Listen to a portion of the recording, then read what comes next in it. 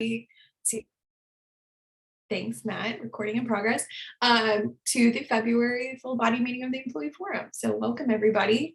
I'm going to start off with some kind of announcements, recognitions. So this morning we are joined by Jennifer Pruitt rather, and she is being recognized and was a winner of the Staff Assembly Janet B. Royster Scholarship. So welcome, Janet, and congratulations.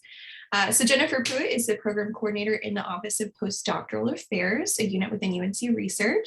She oversees the logistics for the career and professional development programs and special events offered through the office. In addition, she is the program coordinator for the Carolina Postdoctoral Program for Faculty Diversity, one of the oldest diversity fellowship programs in the nation. She has over 14 years of experience working at the university. And Jennifer is an alumna of Meredith College in Raleigh, North Carolina, and is currently pursuing a Master of Arts in Higher Education at App State with a concentration in university leadership and community college. So congratulations, Jennifer, and thanks for joining us today as we congratulate you on your scholarship. Round of applause for Jennifer. Thank you very much. You're very welcome. Let's see here. So we've got a few other announcements. An announcement about Robert Smith, although he couldn't be here today.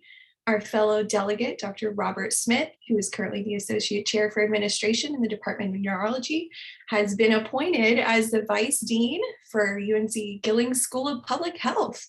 So please send him a huge congratulations and kudos on this new role. He's going to be fantastic, we know, as the new Vice Dean. So congrats to Robert. And then finally, last announcement, I have a rather sad one to share. So fellow delegate Phil Edwards is sadly leaving the university for a new opportunity. So I wanted to take this time to recognize Phil for your longtime service on the forum and at the university. You've served as our former parliamentarian, a former co-chair of the Personnel Issues Committee, and you're our current representative on the PRC Policy Review Committee. So you've been just such a steadfast advocate for UNC staff and just a really trusted colleague. So while we're gonna miss you greatly, STAC, Employee Forum alike, we're wishing you all the best on this new opportunity and new journey, Phil. So congratulations. We're sad to see you go. You wanna say anything? Sure, I guess. Thanks, Katie, and thanks folks for all of the good times that we've had over the past 7 years, I guess, that I've been on the forum. I did some quick math. In my time here at the university, I have worked under 3 different chancellors, I think 3 or 4 different provosts, more vice chancellors that I can count. And the one group that I think has largely remained steadfast and the same in this is the forum. This is one of my, well, I shouldn't even say one of, this is probably my favorite professional experience to have on campus, is working with all of you. So I encourage you to continue to do the valuable work that you're doing, even when it seems like it's not necessarily taking hold at the rate that one would want. And I have the utmost confidence that y'all will make this place better than when you arrived. So thanks, folks. And I'll send out something for folks who want to keep in touch, but I don't know. Oh, so my new gig is remote, fully remote. So I'm still in Durham, the Triangle area, not moving anywhere. But thanks again, folks, for all this time. And I applaud folks who are sticking it out here. No, thank you, Phil. We appreciate you and all your service. So congratulations. I know that you're going to do great. Okay, with that, we're going to start with our special presentations for today. So I want to welcome the Future of Work folks to this meeting today. So we've got Vice Provost Rick Ranowski, Vice Chancellor for Human Resources and Equity, Equal Opportunity and Compliance, Becky Mangini, and Operational Excellence Transformation Managers, Candace Reynolds and Susie Baker. So welcome to the 4 of you, and thank you for coming to give us another update on the future of work. Rick, why don't you take it away? Actually, Candace is going to share the slides and Becky's going to kick us off here, and then we'll go from there. Awesome. Thanks. Someone to enable screen sharing, though, if you will, please. You should be good to go now, Candace. Thank you.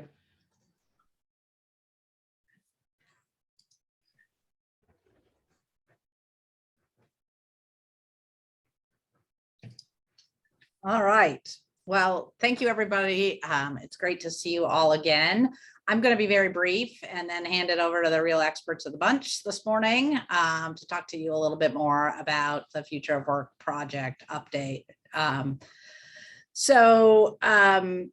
We've been talking about this for a while. You'll recall that early on, we had some early conversations about what we might want to do. We met with the leadership team or the chancellor's cabinet and talked about how we might move this forward prior to the school year starting. We did then put in place a pilot. There were some measurements associated with the pilot, largely based on the work of this group. And really gathering data about what was working and what might inform where we want to be long term. And the design team, comprised of employees from across the campus, including your very own Katie Musgroves, really did the heavy lift on this and helped us assemble a flexible work option playbook to really support equitable and consistent decision making for supervisors and employees, complete with a decision making framework and a set of implementation resources to really help move this idea of flexible work arrangements forward. Candace and Susie are going to walk you through a bit more of what are the steps coming next in just a few minutes. But before I turn it over to them, I want to spend just a minute on the guiding principles behind this work. So the Future of Work project really solidifies flexible work location options for non-faculty employees. We focused on non-faculty employees because there's some flexibility built into faculty. They're also not leave earning employees in general. So the focus really was on non-faculty employees. It's built on the idea that the core of Carolina's mission is to have a fully residential living and learning experience that brings together students, faculty, and staff in a world-class teaching, research, and service endeavor. We're really fully committed to retaining this residential experience and know that interaction and collaboration are at the heart of what we do. That makes us different from some other industries in that we're not really prepared to go fully remote or sort of navigate flexible work arrangement in a different setup, because this is sort of what we're focused on. But we also recognize that to be the best, we must recruit and retain the best workforce possible, and that the market of the workforce is changing. So we're committed to ensuring we have the workforce needed to achieve that residential mission, but also to providing the sort of work environments where our people can excel and grow, and to have some of the flexibility that some of our market competitors are providing. We want to do that where it makes sense for business purposes. So those are the two sort of principles that really the design team had to balance. How do we meet our residential learning objectives, and how do we build a workforce that has the sort of flexibility they want to get at both of those? The third icon on the right is somewhat muted. And when we first started talking about flexible work, if you look in the industry, or it's sort of in the marketplace in many other industries, there's a lot of conversation about the dollars to be saved, or the resources that employees save or employers save. And we, in our early conversations about flexible work, did say there's probably opportunities to save and consolidate resources. This project was not about that. One, we're not driven by the dollars and cents. We really wanted to be driven by the residential mission and then figuring out the workforce to match that. But the other thing is, before we can really make plans to permanently eliminate on-site workspaces for folks, we have to figure out whether we're being successful in the way we've divided up flexible work arrangements. So if some people go fully remote and it doesn't really work, we don't want them to not have a place to come back to on campus. Likewise, if we figure out that there are teams or sets of groups that do have an appropriate structure for flexible work and we could move people around, we want to do so only after we've determined that it works. So this is still on the list of things we'll pay attention to, but it's not on our current list, and it was not the focus of this effort. So recognizing that these were the guideposts and that this work fits firmly inside of the system policy framework provided to us. And I just want to remind everybody that policy says that employees must live in the state of North Carolina and live within a commutable distance. That's generally referred to as within 90 minutes of campus, with the idea that if you were called to campus, you could be here in 90 minutes, though that, it's hard to make a determination of what that commutable distance looks like. But does require people to live in the state of North Carolina, and that decisions about flexible work remain in the purview of the supervisor and leadership. This project is intended to give employees a much bigger, or be part of the conversation, but at the end of the day, flexible work arrangements are driven by business need and supervisors and leadership. I'll turn it over to Rick and Candace and Susie to walk through the details of how this will play out. But before I do, I want to give a big shout out to the design team for the work they put in to get us to this place. And I'm particularly excited, sort of to Phil's point, sometimes we talk about the role groups, whether it's the forum or teams like this can play. This is not a leadership driven project. This is a project that really was the leadership asked a group of employees to help us think about ways to do this. And they designed this and the leadership adopted it. So I really just want to give a huge shout out to that team for all of the work they did in thinking through the complexities and navigating this process and how we continue to keep Carolina great and we continue to recruit and retain the best people while also doing so within the framework of our existing structures and policies. So with that, I'm going to turn it over to Rick and Candace and Susie to walk through the next pieces. Thanks, Becky. I will just touch quickly on the agenda, and Katie had reached out and asked for some more specifics. And the last time this group was in front of you all, we kind of talked about it in concept and talking through what the work of the design team was doing. And again, a big shout out to the design team and Candace and Susie for help facilitating that discussion. But hopefully, Katie, this will address kind of what you were thinking about. And we're open to questions, but I'm going to turn it over to Susie and Candace to talk through our approach and where we are with communications. We started that rollout this week of communications, and then get into some of the kind of in the weeds per se on how this process will roll out. And hopefully that'll give you some insight to where we are now going beyond the pilot. All right, thanks, Rick. So first of all, we'll talk about our approach, and this is something I believe we shared the last time that we provided an update to you all. So we are looking in this project to establish guardrails for flexible working arrangement decisions. So, essentially with this team, we're defining the guardrails, if you think about on a road, that keep you safe, and then we're turning it over to the schools and units, supervisors, employees to figure out sort of where things fall in between those guardrails. So we hope this approach will provide guidance for supervisors, will provide consistency for employees who are in similar roles in different parts of campus, and also will provide a framework for teams and individuals to have these conversations around flexible work arrangements. So just to quickly share some of our communications, Monday, this all sort of started with our rollout. We posted resources online. We've been training HR officers. We presented yesterday to the joint cabinet for the chancellor. Today, talking with you all, we'll have a note in the Workwell newsletter on Friday, and then Monday there will be an article in the Well. So we're starting to get the word out and share this more with campus, that these resources have been posted. So the things that we have created, there's a flexible work options playbook. That's the primary resource. We are not going to go into the weeds very much today because there's a lot there and we have limited time. However, happy to answer questions, and your HR officers or representatives are another great resource for that. But the flexible work option playbook, I encourage you to take a look at.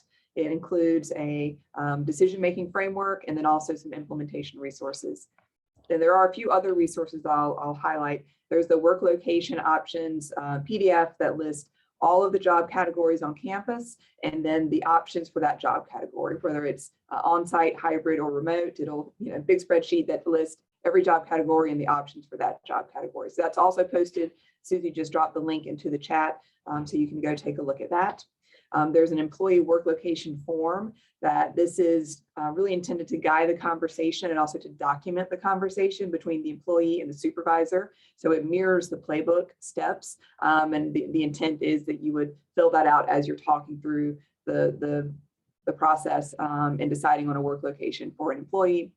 And the other piece is the school and unit plan. This is really what HR officers and deans and vice chancellors will use to pull together information for all of the employees, all the non-faculty employees in their school or unit, and will be submitting those plans for review and for approval centrally.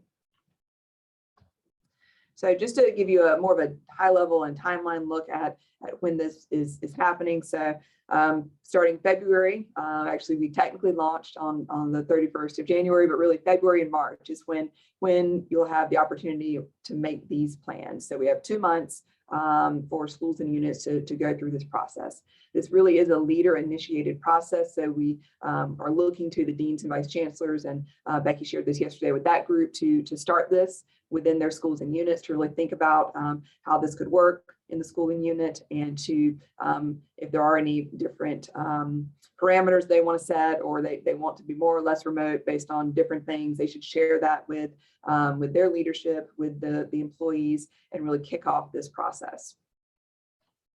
And then it goes down to a department assessment. And I also should note, the leader hopefully and the HR officer will work to set some internal deadlines for this process, because we centrally aren't saying, you know, these are the 5 steps and you must do them at these dates. So we're really looking to the schools and units to define that themselves. The department assessment step, the level of that might take place will look different probably across campus, but this is where supervisors think about what makes the most sense for their teams and what working arrangements make the most sense for their teams. We hope this will be a great opportunity to think beyond COVID. A lot of the current pilot arrangements, I think, were made with, you know, COVID at the forefront.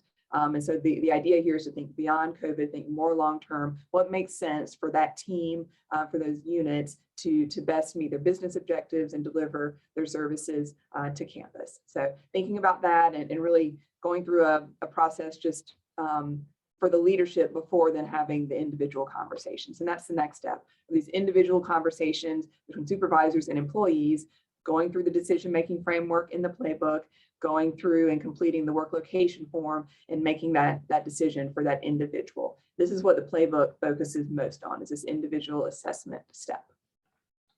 After those have been completed and brought together into the school and unit plan, the dean or vice chancellor reviews that. Once they approve that, that is submitted to the central group for approval. The deadline for submitting school and unit plans is March 31st, 2022. So that's our first important deadline, March 31st, 2022. Plans can be submitted earlier. So I know some areas are eager to get started with this. And so you don't have to wait until March 31st. If you submit earlier, those plans will be reviewed earlier, but March 31st is the deadline for school and unit plans to be submitted. And again, that needs to come through the dean or vice chancellor or the HR officer. And the next step is the central approval. This is where there will be possibly questions, feedback, and eventually approval of the plan. And important to note here for you all is that once the plan is approved, employees will need to be given at least 30 days notice to implement their new working arrangement if it's something different from what they're doing today.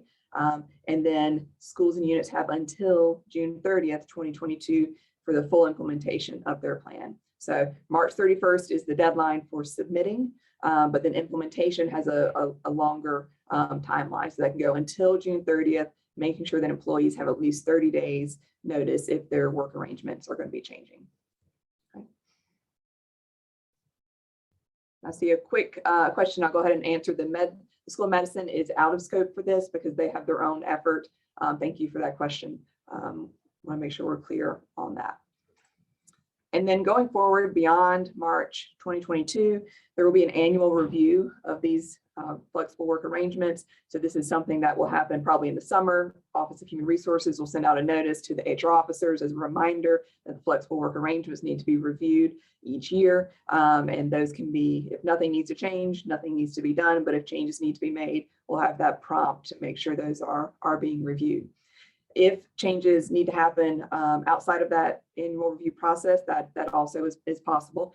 This is really based on business needs. So if business needs change, or as Becky was saying, if something was tried and that the model wasn't working, it needs to change to something else to try a different way. That can also be done out of that normal cycle, and that would just be working with the HR officer. All right, so few important notes here. One is that work location options were centrally determined for all job categories. And this is so there's consistency across campus. So this is the one of the things we did for equity, is to make sure people who are in similar roles across campus have the same starting point for these conversations. So the decisions could go different ways depending on that job function that they specifically are in, but they will all have the same starting point. So this is something that the design team helped with, and the Office of Human Resources really refined and put together these work location options. And again, that's posted online. So for unique situations, an exception request can be submitted as part of the school or unit plan. So an exception would be if my position is my job category says I can be on-site or hybrid, and my supervisor believes I can and should work remotely, that would be an exception request to have a flexible work arrangement beyond what is outlined in those work location options by job category. Next, Becky mentioned this earlier, but we want to be really clear that decisions are based on the business need for the position. That's really what is driving this. And again, thinking beyond COVID, longer term, what needs to be done to meet the business need for this position. And if within that, there are multiple ways the business need can be met, that's where employee preference comes in. So what does the employee want? That is one of the steps in the playbook, in the decision-making framework, is if there are multiple choices for meeting the business need, what works best for the employee. But it is position first, business needs first, and preference would be second to that. This is also not a based on performance, where higher performers have more remote work. It's not that at all. Again, based on business need for the position. All right, and the work location decisions are not by definition time limited. As we mentioned earlier, they will be reviewed annually, and they can be amended as business needs change. But this is something that's different from the pilot. The pilot had an end date. This does not have an end date, but it does have an annual review process. And the Office of Human Resources must report employee work location designations to the system office. So this will be a change with this process as well. These will be loaded into Connect Carolina and reported regularly to the system office as part of a new reporting requirement. And the HR officers or HROs have received training on this process, and they should be your primary point of contact for questions within the schools and units, and sort of how this all works. So that is all I had. I'm going to stop my sharing here, and I know we probably went longer than we were supposed to, but we can take a minute if there are any questions. No worries at all. Questions for the Future of Work team? Shayna, your hands up. I think you answered this, but I just want to see if you could clarify. Is this once these designations are determined, is this loaded into Connect Carolina as a change in your job so that full performance management is involved? Does that question make sense? I don't know how to answer that exactly, because I'm not quite sure I understand, but this will be loaded into Connect Carolina. This is a new field that's being added so that we have this data and can be reported on. I don't know about how to respond to your question about full performance management. I don't know if someone else. Sorry, full position management. I misspoke. Okay. So would the position then be changed in Connect Carolina, because that's a separate EPAR? I don't know the answer to that, Shana. I'm sorry. I don't want to miss. I don't believe, we can confirm that. I don't believe the position is changing, because while we're saying positions could be on-site, hybrid, or remote, it's not a guarantee that the next person would be in the same position. It sort of is based on our business need, but also, are you performance eligible? So if you are under a performance plan, you're not eligible to participate in a flexible work arrangement. That's just sort of a standard. That's always been the case. So it will be tied to the position, but also tied to the human. Got it. Okay. So. Thank you. Bill, your hands up. I was just wondering if there's any mechanism in place for the university to be able to support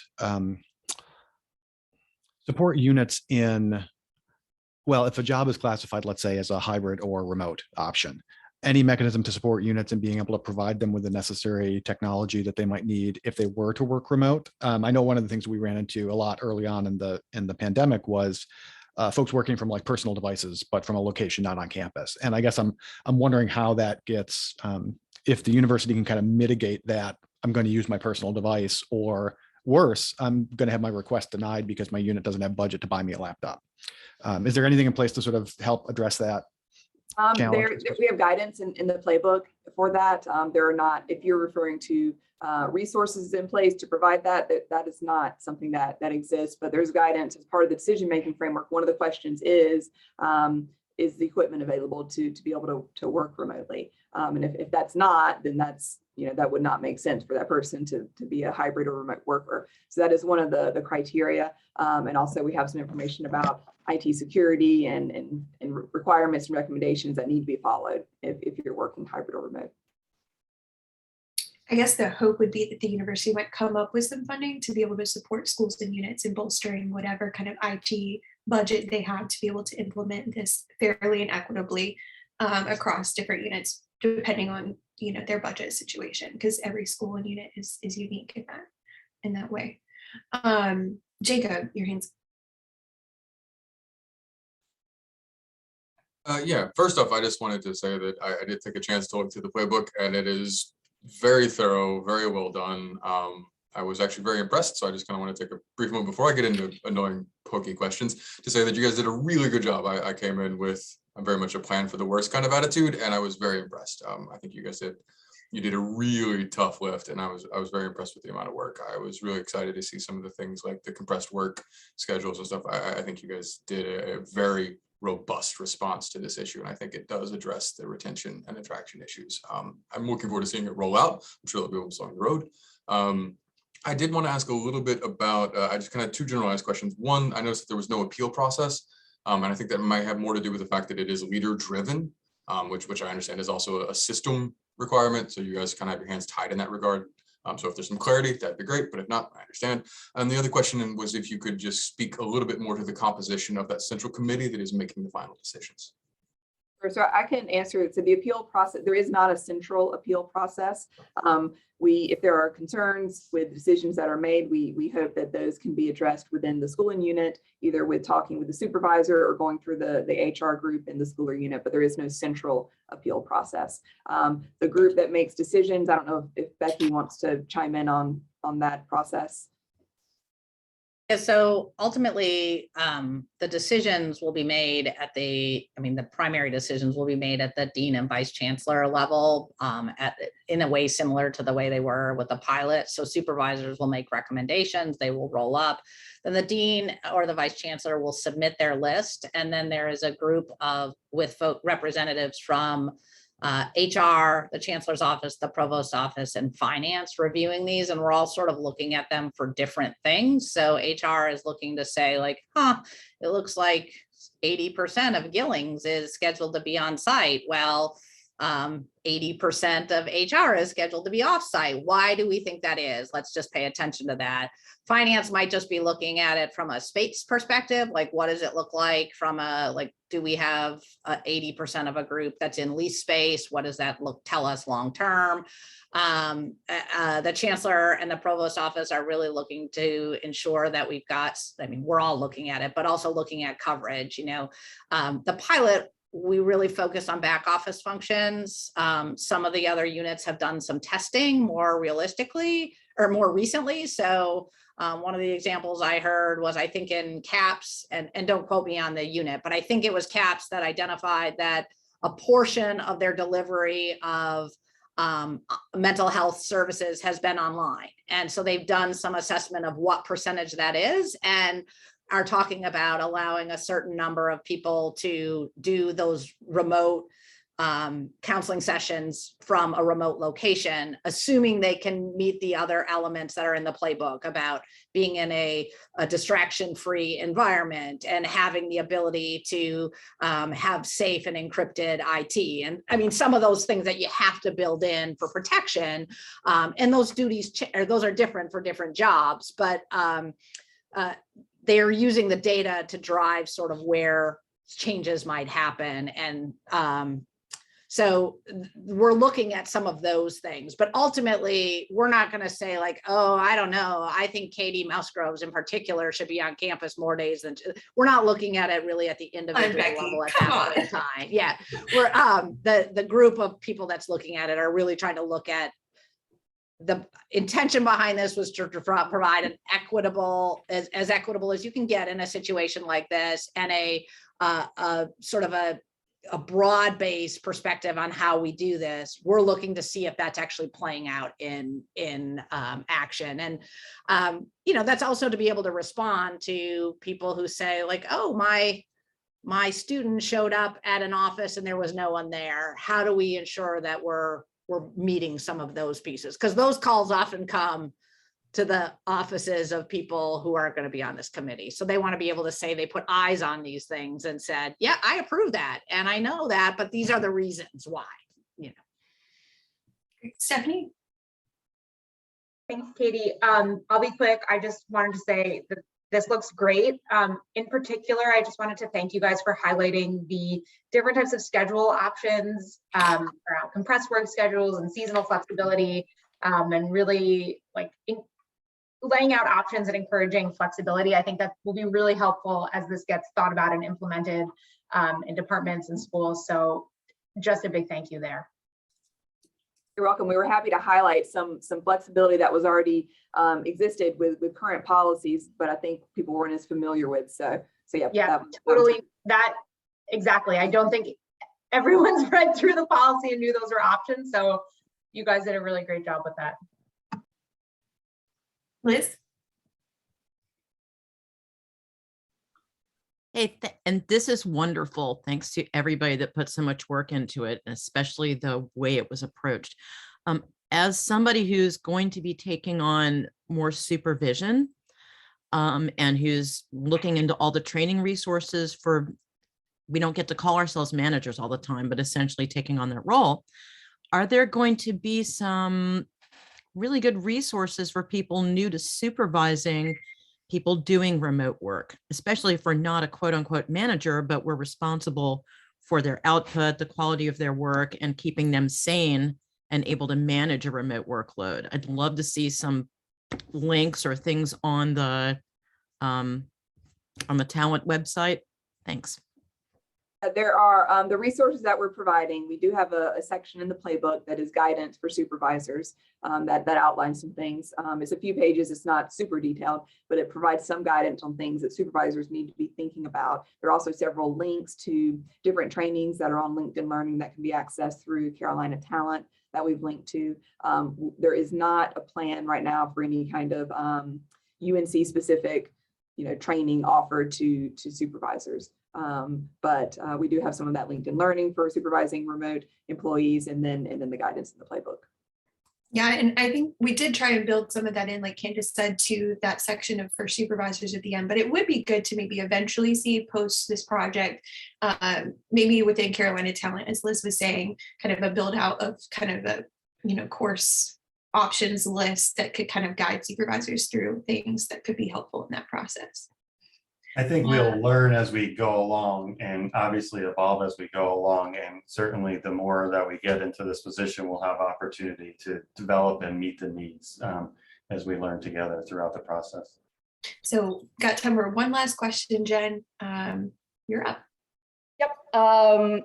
And in typical academia, this is more of a comment than a question. But first, I just wanted to say spectacular work, really. Thank you for responding to the concerns from employees, from this body, and for doing such a really good job of putting together something this comprehensive. Super grateful. I had two questions in the chat, and Susie has answered one about that deans and vice chancellors are not required to submit plans. I would put to you that a lot of times where we find equity concerns at this university, it's not in the policy itself, it's in the way the policy is carried out. And so I think that if we do not require everyone to submit a plan, we create opportunities for vice chancellors. I won't name any of them, but I am aware of at least one that say, well, you're all adults, just do what works for you. And we're not going to make a formal plan. We're not going to do that. That's a compliance exercise. And then you have situations where you have senior people who work out of state for an extended period of time and come to campus for maybe 10 days. In a year-long period, all kinds, so like shenanigans abound. So I would just put to you that I think making it a requirement for deans and vice chancellors to go through and do a comprehensive look at their departments and say, this is what we will commit to doing for the next year is going to be a way to help solve some of those backdoor equity problems. And I did ask if HR would audit it. As someone who leads a department who frequently gets asked to audit things, I don't ask that lightly because I know you don't have the people or the time to do it. But I do think maybe if we require people to submit these plans, then that helps to mitigate the need for the audit. Fair point. Thanks, Jen, for those points from the policy perspective. Always appreciated. So I'll close out and thank you all for kind of coming and answering all these questions. I will also say a thank you to the group for kind of acknowledging some of the things we asked for in terms of the timeline, because I know some folks were super concerned about the deadline of the current pilot program and being able to implement whatever changes come. So the flexibility around having until June 30th to implement these plans is very much appreciated. I know will assuage a lot of concerns across campus. So thank you for that. And thanks for coming. So next up, I'm going to welcome Leah Cox back to the Employee Forum. She is here to give us an update and talk about the work and progress of the university's Diversity and Inclusion Office. So welcome, Leah. Thanks for being here. Thank you, Katie. Thank you for inviting me back. So this topic will be a lot lighter than the one that we just had, so you can sit back and breathe a little bit. So I want to tell you a little bit about things that have been going on in DEI space and UODI specifically. So we have hired a new senior director, which was a big relief for me. It is Patricia Harris. I think many of you know Patricia. She's been just rock stellar on this campus, and so I'm excited to have her leading part of the team, especially that is focused on student access, which needs a lot of focus right now, but she will be working on a variety of other projects. So I'm sure she is not shy about reaching out to anyone on this campus. So I'm sure you will all hear from her at some point in time. We are also looking at hiring 4 more individuals because we really have no one on our team. So we're hiring 2 trainers and educators. We just finished the interview process and we'll be making a selection by next week, and hopefully we'll have them in the space before the end, or at least have accepted to be in the space by the end of February. So we're looking for those individuals who are going to be helping to do training and education and new projects and initiatives across the institution. And we had some good candidates, so I'm looking forward to bringing them on board. We also are looking for an assistant director. So the position will close this Friday for our student access and retention programs that will report directly to Trish. And then Trish is also looking for an administrative assistant. So those positions. So if you know of somebody really great, please just send them to the website to apply. We're now getting ready to do some work around intergroup dialogue. So for those of you that don't know about intergroup dialogue, it's taken from the University of Michigan model and looking at facilitating those difficult conversations around identity. It could be race, religion, ageism, ableism, sexual orientation, gender identity. And so we've asked several folks across the institution from multiple different places and spaces who would be interested in learning to be a facilitator. And as you know, we have conversations across this campus on some difficult issues, but most folks are not trained to facilitate those conversations, and oftentimes they don't end up well. So we're hoping to make some changes here. And so the first training will start next week. It's a 2-day training. The facilitators who developed the program, and this is a program that's all across the US and institutions all across the country at different institutions, higher ed institutions, who are learning to be facilitators. It can be used in the classroom, in department meetings, in larger meetings, anywhere that we need to have some facilitation. So that will start next week. And then probably by summer, we'll be ready to do some more training of trainers. So stay tuned, but then you will be able to ask for someone to come in and facilitate a conversation, or if we have student issues that need facilitation, we're going to be there for you. We're also looking at, I'm working with Lynn Williford, we're looking at doing a climate survey for the institution. From what I understand, there hasn't been a UNC climate survey in probably 5 years or more. So we need to make that happen. So we're looking at all of the different survey instruments from across the country and institutions that are peers to us, what they're using, and some that we may suggest. And we're also partnering that with Halil International that is also looking to do a survey across our campus, which is needed to look at what's going on with our Jewish students and the culture here. We're also looking at doing a progress report where the DEI Council is working on a variety of issues. And we have several subcommittees that are going to be doing some work, looking at data, pulling up policies. Jen has done a great job of pulling up, I can't even tell you how many policies to review and look at them with a DEI lens. And then creating that report that we all need to know what's going on. We also, probably many of you have seen, if you haven't, you can certainly visit the website where we have done a nice revision. Adriana has done a great job of revising our calendar related to religious holidays. It's easy to find, it's easy to understand, and we're still working on it, but she's done a great job. So I would suggest you visit it. And then if you have questions, feel free to contact my office.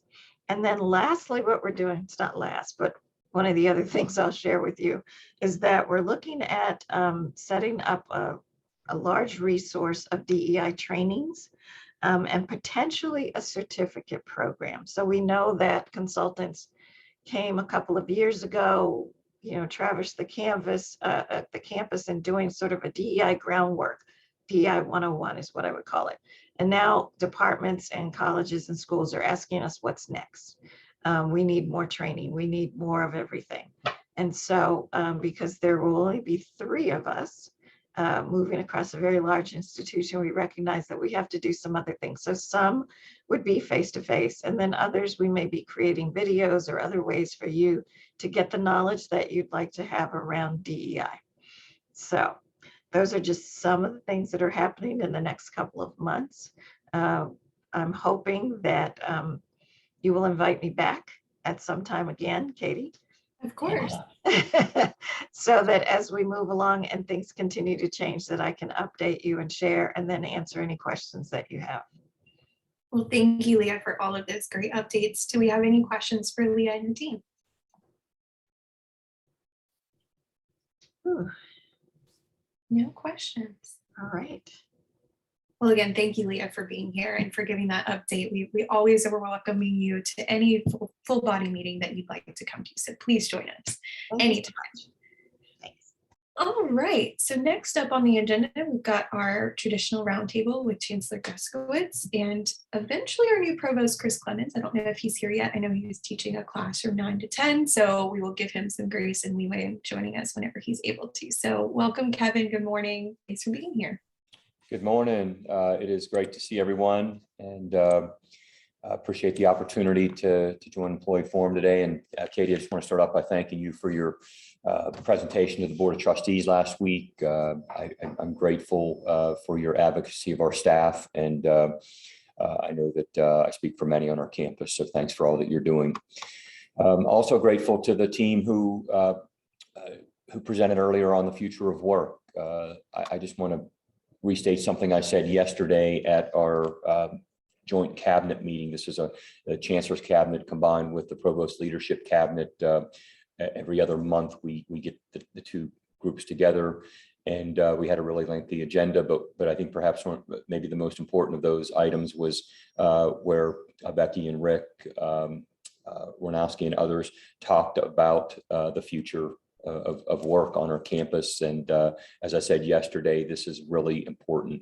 If we're going to provide our students with a world-class residential experience that we talk about, we have to be sure that we can retain and attract an exceptional workforce. And I know that this is important to all of you. And there are several strategies that we are working on. And what you heard earlier is just one of those. And I'm confident that we're going to make progress. And I want you all to know that this is a priority for me.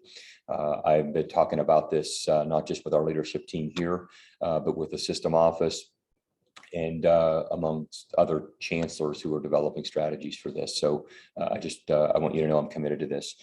I also want to thank Dr. Cox for her presentation. I started my first meeting of the day was with Dr. Cox and getting updates from her, and really excited that she's building out an exceptional team in her office that impacts every corner of our campus. And just could not be more grateful for her and her sort of expertise and wisdom and new ideas that Leah's brought to our campus from Townsend University. And she's only been with us for about 6 months, a little over 6 months, but is doing a great job. And so I would encourage you to call her back as often as you can. And I'm glad that you're going to have a chance today to meet our new provost, chief academic officer, Chris Clemens. And thanks for moving the time to ensure that Chris could get here. When he was appointed provost back in early December, he said, I really want the job, but I'm scheduled to teach a class this spring. And, do you think I should try to find someone else to teach it? I said, no. I said, I love the fact that our provost is going to be in the classroom with our students. I co-taught a course this past fall. And I think you've heard me say this before. When people ask me, and I've been asked this quite often in this job, what's your favorite place on campus? And I think they think I'm going to say the Old Well or the Bell Tower or the Forest Theater or the Smith Center. And my standard answer is in front of a classroom of students. That's my favorite place on campus. And I mean that. And that's why we're here. And so I know Chris is enjoying teaching that class, and I know will join us shortly if he hasn't already. But this is his second day on the job. So he's off to a running start. He had had about a 6-week ramp up time to get ready for this. And I know he spent a lot of time with people around campus, even though he's been here since 1998. There's still a lot that you don't know about a campus. And when I became chancellor back in February of 2019, in fact, this is next week will mark the 3-year mark of that of when I started. And it's hard to believe it's been 3 years. But I did a listening and learning tour, and I went around to, I think I had 24 different visits, different stops over about a 4-month period. And certainly the employee forum was one of those stops, because I wanted to learn more. Even though I had been here at that time for about 23 years, there was still a lot that I didn't know. And I know Chris is doing the same. I think you're really going to enjoy working alongside Chris. While he's been here since '98, I've worked very closely over the past 10 years with him on various projects. I hired him as a senior associate dean for the sciences to replace me when I became dean of the college. And he really did a great job there of moving some initiatives along with the sciences. He then became the senior associate dean for research in the college, and then most recently the executive director for the Institute for Convergent Science. And he understands our campus, but it has admitted there's still a lot that he wants to learn. And I know you're going to help do that for him. But I think he's a physics and astronomy professor as well, and he still has an office over in Phillips Hall. And I told him it's good to have that secondary office outside of the South Building to go and get back to your sort of place of sometimes comfort where you began. And so I know probably won't be much time over there, but I want you to know that he's committed to the initiatives in the strategic plan. We're going to be working on some KPIs, key performance indices, over the next several months, so that we can be sure that plan is working, find out what's not working, and make some adjustments as needed. And so I know we're going to work to continue to work to secure Carolina's place as a leading global public research university, and that spirit of creative collaboration is going to be really important as we do that. And that means that we're working closely with all members of our campus community. And I know that Chris, like I do, will consider this the employee forum one of the major stakeholders that we have to work closely with. And before I wrap up and turn it over to Chris, I want to just say that I'm enormously grateful to Bob Bluen for his dedication and service over the past 4.5 years. I spoke briefly with Bob yesterday, and he said, I'm in day one of my research sabbatical, and I know he's going to continue to work hard for our university, both during the sabbatical and when he comes back onto faculty over at the Eshman School of Pharmacy. But I know he worked very closely with this group, and I know Chris is going to enjoy doing the same. So with that, I just want to say I'm grateful to all that you have done to help our campus community come together this past semester. The Omicron variant continues to present challenges for us, and I know it's not been easy, especially with childcare and elder care and other complications that many of our employees have, but we're continuing to work closely with our public health experts, state and local health officials and campus leaders to ensure that we can conduct our operations safely. And I felt really good coming out of the campus and community advisory committee meeting that we held last week. And Katie, thank you for your leadership there as well. And, I think our data indicates this week that things are trending downward in the right direction. A 38% decrease in student cases in the last week, and the numbers over the past 2 days have even looked even better. And so I think we're moving in the right direction. And I just want to thank all of you for what you're doing. So I think Chris is here now, and so I'm going to turn it over to him for some comments. Thanks, Kevin. Hi, everybody. Sorry I was late. I was coming from Astronomy 205, which I teach from 9:05 to 9:55 in Chapman 125. The course is called The Medieval Foundations of Modern Cosmology, and I had 100 students. I have probably 70 now. I think the 9 a.m. time has not been gentle with some people who want to find something more amenable to their afternoon periods of alertness.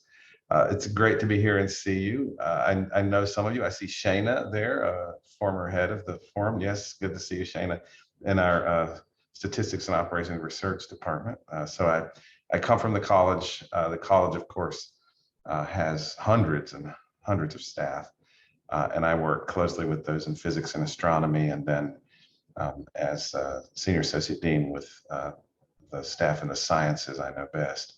But all of our staff I see. I just walked by Dave, our landscaper, who I always see out taking care of Polk Place. And we always have a brief conversation because he likes hats in the same way that I like hats. And so we bond over our outdoor hat. I will say that I'm going to focus as provost in this office on being chief academic officer. The faculty are the academy that are here to teach our students and train them for futures in the state and to build the new inventions and industries that are going to employ those students with their technologies and their basic research. And all that supported by staff. I go to my classroom and I'm always amazed. Everything is there. It's ready to go. I feel like the room is well maintained.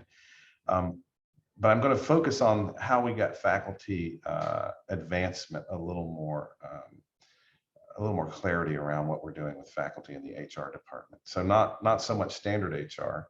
If you look at things like faculty awards, our faculty are certainly the equivalent of any of our peers, but we lag behind because we haven't been attentive to nominating them for the awards that they deserve.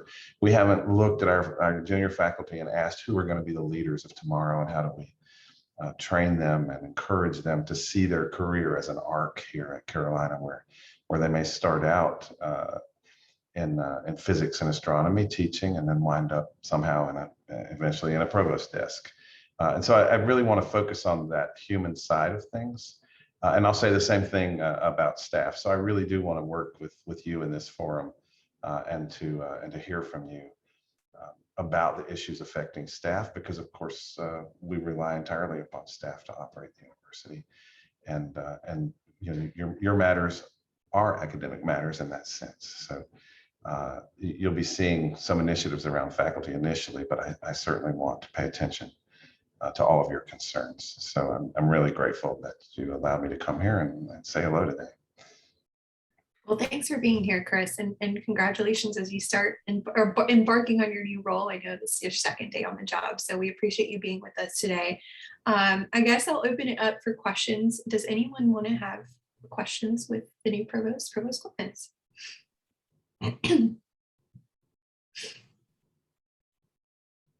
Stephanie, your hand's up. This is actually a question for the chancellor, so let me know if I should wait.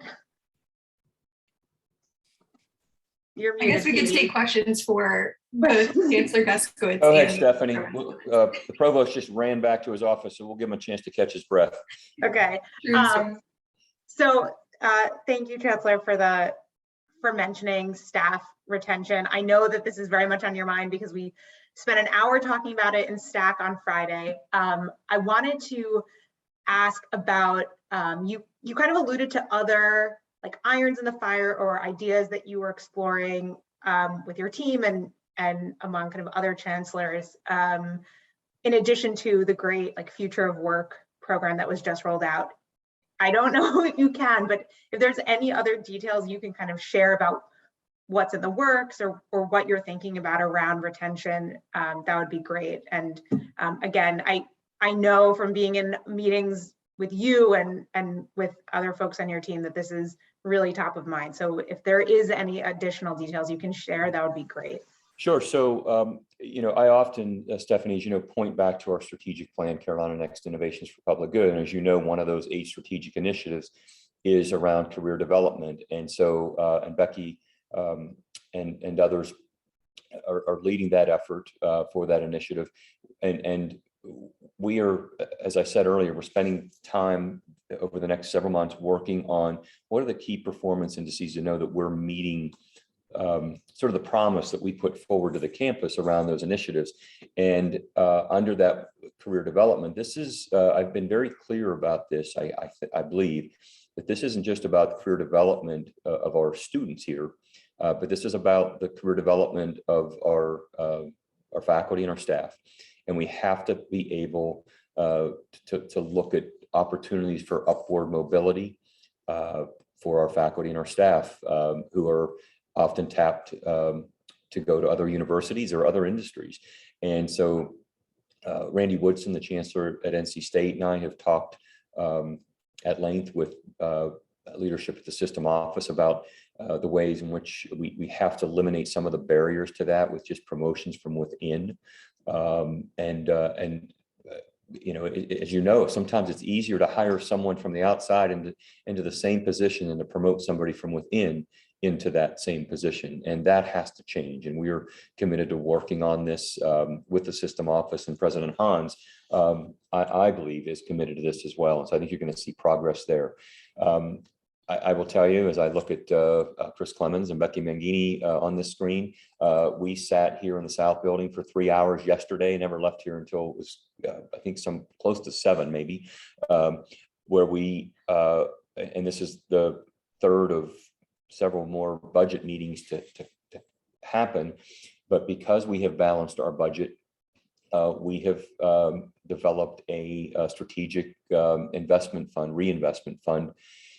that's going to allow us to be strategic in the way that we support salary increases for our staff and units around campus. And so we have not been able to do that over the past several years because we have not had a balanced budget, and we've not had the opportunity for discretionary ARP options. And so we're going to be working with school and unit leaders to identify who are those individuals that either have been here and extremely committed and working on campus throughout this, not just those working on campus, but those who have sacrificed and have gotten here because they're front facing. And we want to be sure that we can reward those individuals who we don't want to lose, and we want to be able to move upward into this. So those are just a few options. We will have that opportunity for the first time in quite a while to do that.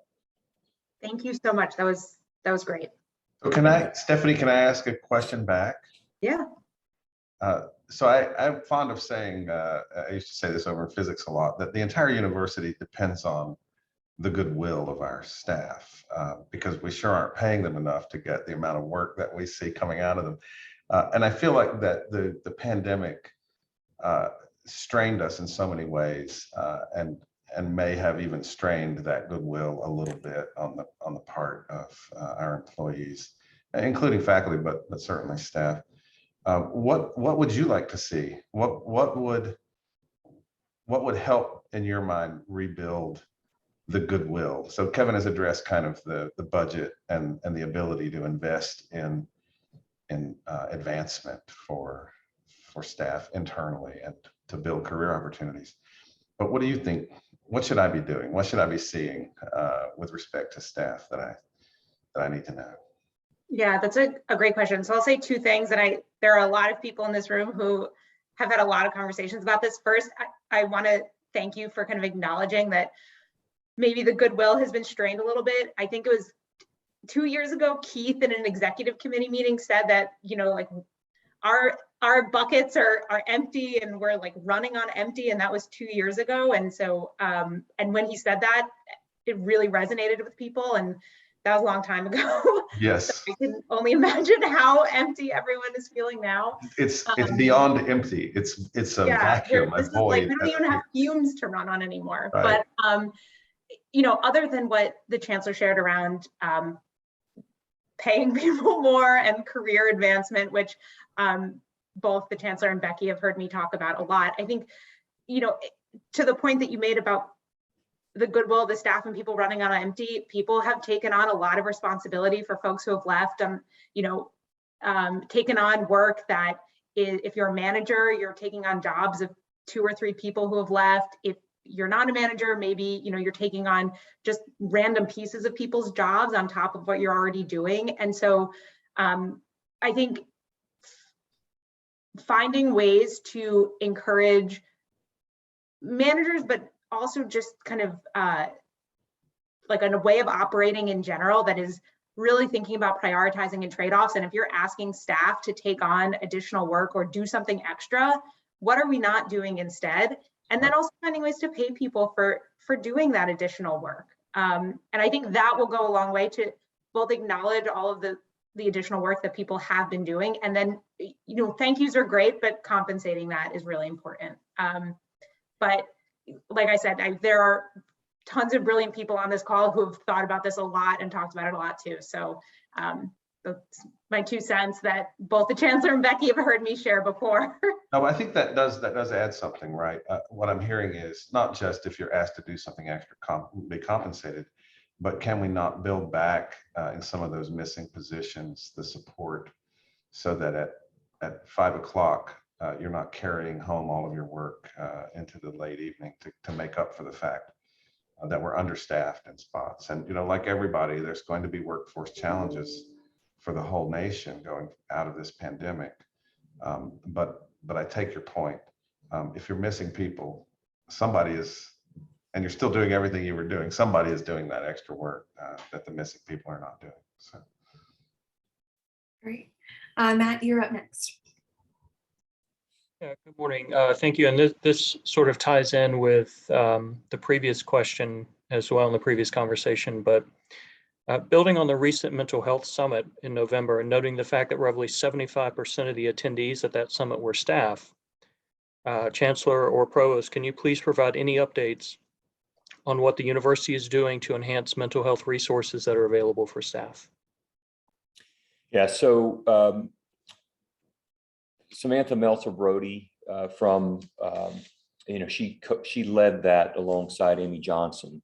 Samantha is one of the leading experts in mental health issues. She's the chair of psychiatry here at Carolina. And they are, I think, meeting this week, in fact, to roll out a schedule and a plan for next steps. I wish I had a better answer, Matt, to your question, but what I do want you to know is that the staff are very much included in the planning moving forward. And I think that was something that came out of that summit, just by the attendance that was there. And because I think we rely so much on our staff, and they themselves have challenges, but they're often called on to try to help others, to work through these challenges. And so it was very clear, I think, coming out of that summit. It was one of my take-home messages. So I will check back in, and Becky, you may want to jump in. I don't know if you know of anything additional that you might want to add, or Chris, but I think we do need to get something out so that we, shortly after this meeting this week, so that the community knows what the next steps are. Chancellor, I'm Oh, here. Amy, you're on here. Thank you. Yes, although, hi, everybody. Hi, Katie. Hi, folks. I'm glad to be with you today. Samantha Meltzer-Brody and I are continuing some work. And as you know, we came and Katie, was it just the last time you met that we presented with the sort of follow-up items from the summit? The time passes quickly.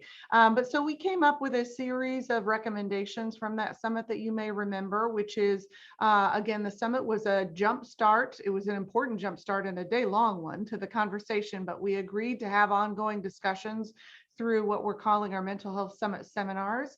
We are planning, as a matter of fact, there is a meeting this week where we're planning our February seminar. And we hope to have those every month through the spring term, and then end with a colloquium, which will probably be a little bit shorter than what we did with the summit, a half day or so, where we come back to those three key themes that the Chancellor defined for us: the culture of care, the prevention services, and also the crisis services, and assess how well we have done. But it's important to note that the impetus behind that really came out of some serious issues that were happening, tragedies with our students, and the serious issues that were happening in terms of our ability to meet and support students' needs. And so one of the things that we have encouraged, because I, as the Vice Chancellor for Student Affairs, address student support and development, is that we need to continue to talk with our colleagues. And Becky may have some additional pieces that she wants to address in terms of what we're doing specifically for faculty and staff. Those conversations will be open, as the summit was, to the entire campus community. But in terms of interventions and resources, of course, for faculty and staff, that is not my specific wheelhouse, and I want to defer to my colleagues so I don't talk out of turn. So Becky, I don't know if you have other pieces that you want to mention. Before Becky jumps in, Amy, coming out of your meeting on Friday, I think is there a place where these where the programming is advertised, and that we can be sure that the employee forum has the link to that? Yes. So again, one of the things that you may remember is that we talked about creating a central hub, a website resource that was going to be a physical sort of extension of our Heals Care Network. And so we're going to use the Heals Care Network as a primary sort of hub for all of this information.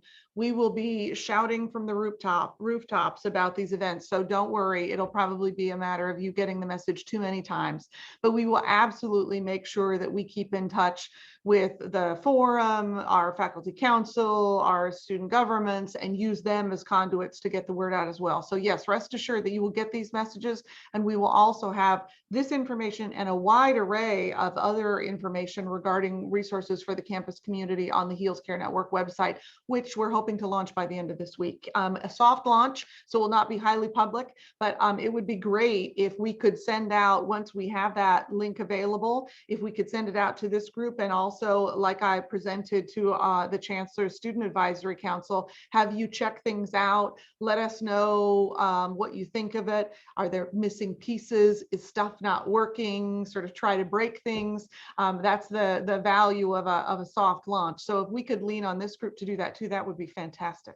And Great. Amy, I'll add to that a handful of folks did receive a link to the soft launch of the staff section of the Heals Care Hub, and I put props in the chat for that because it's looking great so far, and we've already provided some tips. But yes, I'm glad to share if we want to do a wider kind of soft launch with the employee forum to get some more valuable feedback on building out that staff section, because it is a great already start on kind of providing those tools and resources in the wellness and mental health space. So thank you for doing that. That's very, very much appreciated.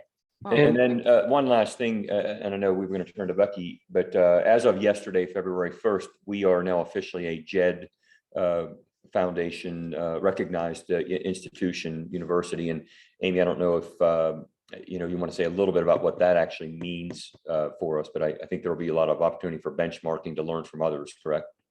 Sure. So yes, as of February 1st, we are signing on. We have signed on. We're still waiting to get the signed sort of version back from JED. We've signed it. We're waiting for them to sign it. But in any event, we're signing on as a JED campus. The JED Foundation, as you may know, is a national foundation that is focused on the prevention, intervention, and postvention of suicide for students. So again, our JED campus relationship has a very student-focused flavor. But certainly, you know, that's the work that all of us do. I just want to be very mindful and respectful of the fact that you all have said we want resources for us, in addition to allowing us to do our work well and help support students. So, but yes, indeed, that is effective as of yesterday, and there will be more coming. Again, Samantha Meltzer-Brody, who is my colleague who co-chaired the summit with me, she and I are leading our advisory group for that, which will be pulling together a lot of data for our consulting that we do with JED about the resources we offer on campus, helping to frame the Healthy Minds survey that we get access to as a part of that. So there will be a number of steps to that program as well. And thank you, Chancellor, for mentioning it. Yes, that is live and up and running as of February 1. Thank you. And I'll just jump in really quickly on some of the employee resources. I mean, some of this you've heard me talk about before.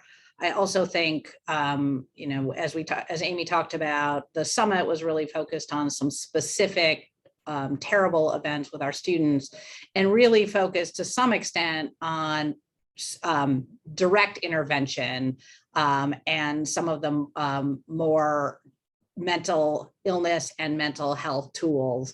But when we talk about mental well-being among employees, we know there are lots of facets, and that doesn't mean just that people are looking for therapy or counseling, but rather people's mental well-being is impacted by a number of things. So we've been trying to talk about what we have in play and then where we might build that out, recognizing that an employer has some limitations in how they do this for employees.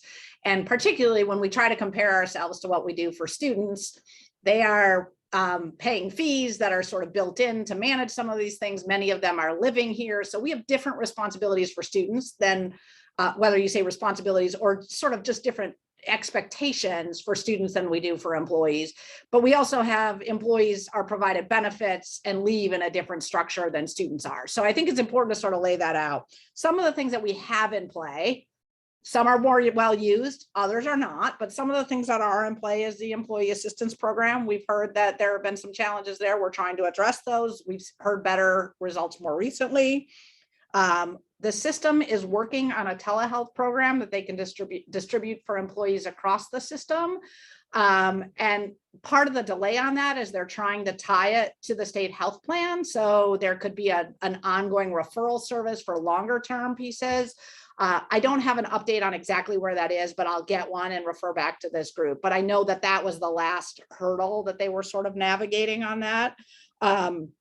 Employees do earn leave. And I know sometimes people are like, yeah, but I can't take the leave because it's so hard for me to be away from the office.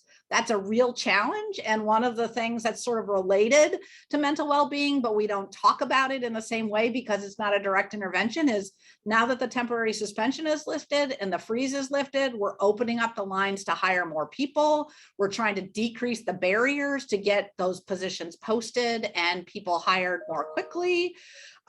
We also, as Kevin mentioned, are working on, we've got 2 state issued pay increases, one that came in December, another that's coming in July, and then we have some discretionary money. There are more limitations on the discretionary money and they can't be broadly applied to everybody, but that is another tool in our toolbox that we think will impact the mental well-being of people as they feel like their work is appreciated and they have a little bit more resource. But hopefully with being able to hire more people, give people a better compensation for their work they're doing, and manage our budget differently, there's also a capacity for people to feel like they can take the leave they earn. So this is sort of the long view to getting at mental well-being that doesn't show up in the same sort of conversation as counseling and mental health services. Jessica, who you'll hear from in a little bit, continues to consolidate resources. There's been a real emphasis on mental well-being. She's been trying to do that. She's one person, but again, if you all have suggestions of things that we could or should do, there's more there. This year, we're going to combine the employee appreciation and the wellness fair in a combined event. Jessica can talk about that, but there is some focus on mental well-being. We're also going to try to leverage, and Kevin and Chris are on the call, so we can maybe even talk about this a little bit, leverage the mental health and well-being days for students into a no meeting day for staff. We are not authorized to give people the day off. Faculty do not have the day off. They just don't teach, but they still are expected to do their work. But we could declare it a no meeting day. Now, that doesn't mean no meetings will happen, but the idea is that we want to give people the opportunity to catch up, catch their breath, build their mental well-being to be able to continue in their work. And I think we're prepared to have to make that declaration across campus. One of the things that Kevin didn't mention, but also has been part of our budget discussions, is we did find resources to extend the mental health first aid courses. So we know those are resources not just for employees, but also for employees who are on the front lines dealing with students or other employees who may have mental health issues. So it's a long list of things. Some are the short game, some are the long game. Not all of them are as well used, and there are some weaknesses in some of them, but I do think we're trying to build out a complement of things to support the well-being of employees, and we'll continue to work on that and need your help in doing so, and particularly your ideas moving forward. Thanks, Becky. And just to clarify, I just want to make sure, is the no meetings day kind of situation going to be applied to the employee appreciation day event, but also the mental health wellness day that students are getting? Is that both, or? I think it's going to be for the mental health day. I don't know that we'll make the employee appreciation day a no meetings day, because oftentimes people come for a portion and then go back to work. But we will ask supervisors to afford their employees the opportunity to participate. Great, thank you. Phil, you're up next. Yeah, I just had a really circling back to Stephanie's comment from earlier around staff taking on additional responsibilities and piggybacking onto what Becky said about being able to hire more staff. I'm under the impression that there are some units on campus, some more than others, who have relied upon temporary employees to sort of fill this gap as well. And now we're at a point where maybe there's a reason to reconsider, like, people who are doing core work of the university, thinking about the number of temporary employees that we have relative to those who are full-time appointments. I think that job classification is another piece of this, being able to hire more people, but being able to hire more people as permanent employees versus just trying to get along with temporary staff, or to hire a bunch of graduate students on an hourly basis to do something that's really a core function of a unit. So I just wanted to toss that out there to connect some of those threads that I'd heard.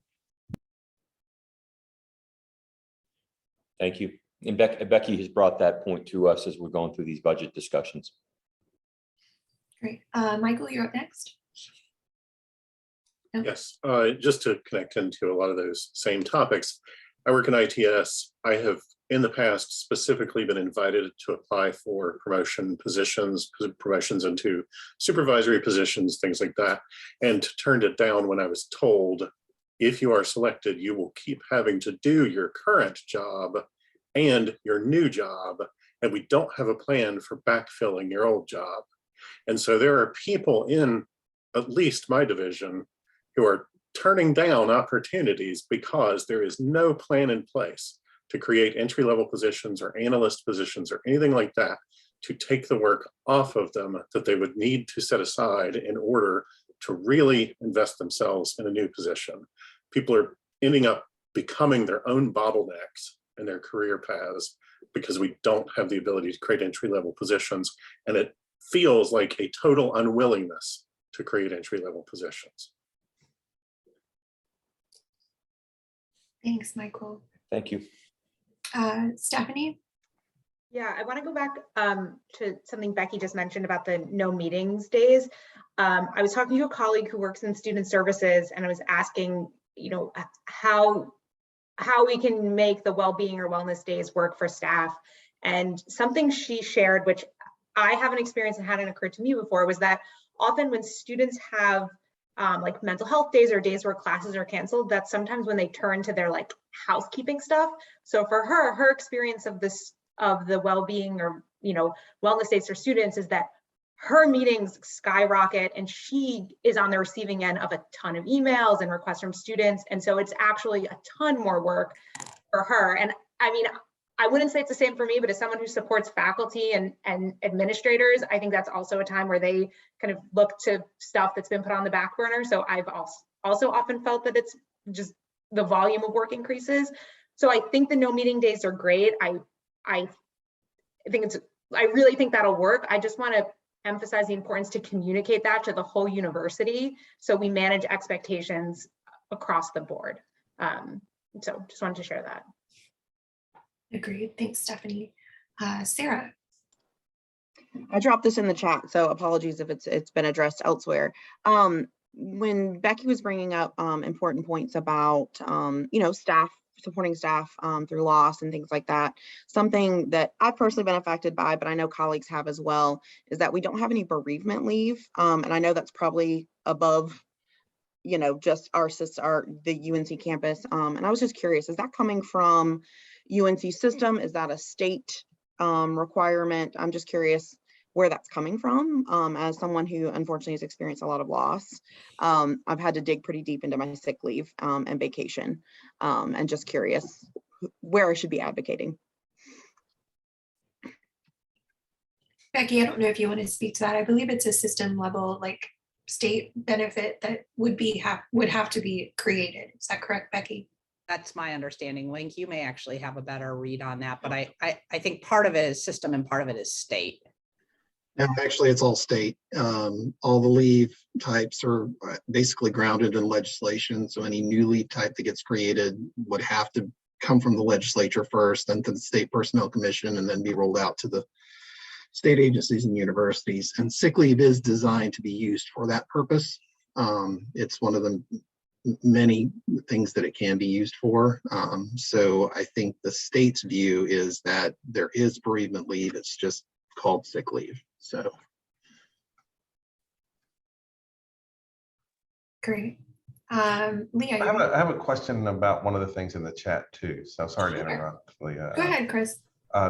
I saw one go by that was actually an important tool when I was a manager in physics, which is the ability to buy bagels and coffee or some using trust or other funds. Are we still in a lockdown on that, and do we know when that might change for those who are here, so that managers or department chairs would be able to do that? That's a question for Becky or Kevin, because it's only my second day. From my understanding, in the law school, we aren't allowed to purchase food for staff. So I think it's still in place. I think it's the account type that you're using is the issue about, you know, whether it's something on trust funds versus. Then we have for a while in the pandemic, we were not doing it at all, partly because no one was here, but also just because the funds, we were uncertain about the use of funds for that for a while. I'm just curious where it stands. Yeah, there's both a fund type and under the state guidelines, generally, if you read them and the way other state agencies interpret them, and this is one of the challenges we've faced, our interpretation has been looser in the past in that we allowed people to use non-state funds to purchase food. If you read the state guidelines, it's my understanding is it shouldn't matter the fund source. We're not in the business of buying food and feeding folks. That's not in the intention. Now, obviously our work differs from that of the Department of Transportation, but it's a tough line to know what is the appropriate amount of non-state dollars we should be using to support food, other sorts of things. It's the same reason you can't buy gift cards with resources, that sort of thing. So I believe it's been loosened some, but there was a discussion last I heard, and I'm sort of jumping into the finance space, and it's admittedly not mine, but there had been a request for some guidance on what would be appropriate if we want to do things. Taking your whole unit out to lunch at Tandem on foundation funds, maybe not. Maybe ordering Panera once a year, maybe yes, but like, what is the appropriate guidance? Most people don't want to break the rules, but they want to know if we want to do something, what is the right boundary for doing so? And I can check in with finance to see where that stands. Yeah, so Becky, I'd like to just make an equity argument for something, and maybe you can take this to them for part of the clarification. So in physics, we used to have at holiday time in December, a potluck. And so it didn't cost any money for people to bring food.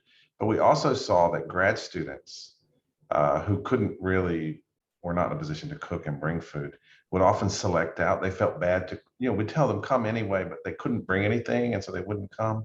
And then of course the staff are having to clean this up after.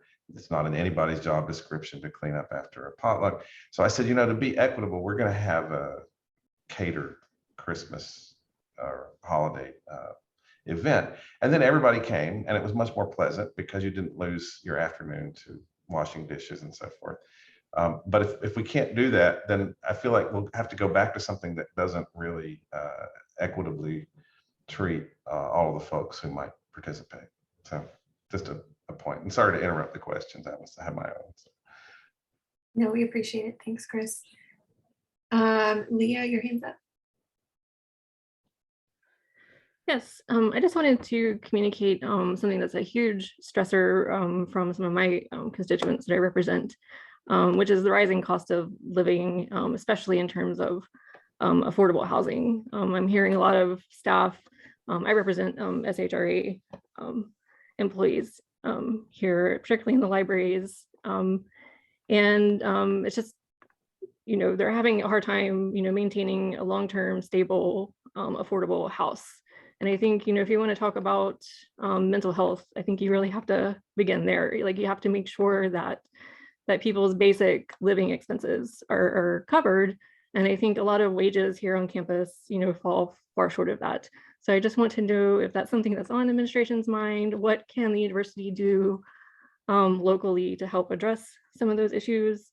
And as much as we'd like to be appreciative and grateful for the, the 5% increase we just got from the legislature, the fact that we were passed over for raises in the previous budget cycle, I mean, that really just averages out to a 1% increase, per year, and inflation, is more like 7%. And then the cost of housing, particularly in the Triangle region, is just out the roof. So this is something, I don't know if the university has a way to maybe offer some kind of cost of living adjustment on top of what we get from the state, sort of similar in the way that local school systems can supplement, the teachers' salaries a bit. I know their funding is different. They get funding from the county or the city. But yeah, what can leadership do? Yeah. What can the university do on top of? Yeah, so Leah, this is a really important question, and one that I have had several conversations over the past 18 months with local community leaders, the mayor, town council. We have engaged a consultant who is looking at this in terms of affordable housing in Chapel Hill. One of the things we know is that, the university is the largest employer here in Orange County, but yet 60% of our employees are driving outside the county, from outside the county to come to work, and then driving outside the county to go home. My bet is that if we took a poll on this Zoom call, that it would probably fall into that range. And that we have to try to find a way to fix. We are engaging this consultant where they're beginning to look at properties around the university, property that the university owns, what might be done in terms of creating more affordable housing. I realize that's different than a cost of living adjustment that you're describing, which I think, I don't know where, how that would work.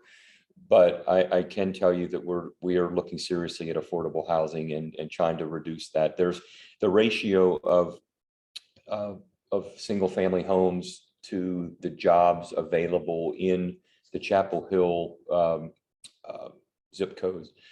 That ratio is far too high. It's you don't want that ratio to be more than about 1.5 jobs for every one single family housing unit available, and it's much higher than that right now, and 2.7 in fact, that ratio. So we have to do something about this, and I'm committed to continuing the conversations.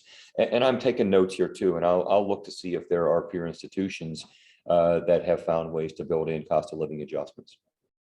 Thanks, Kevin. And I know we're running short on time, but I'll give time one final question. Randall, your hand is up.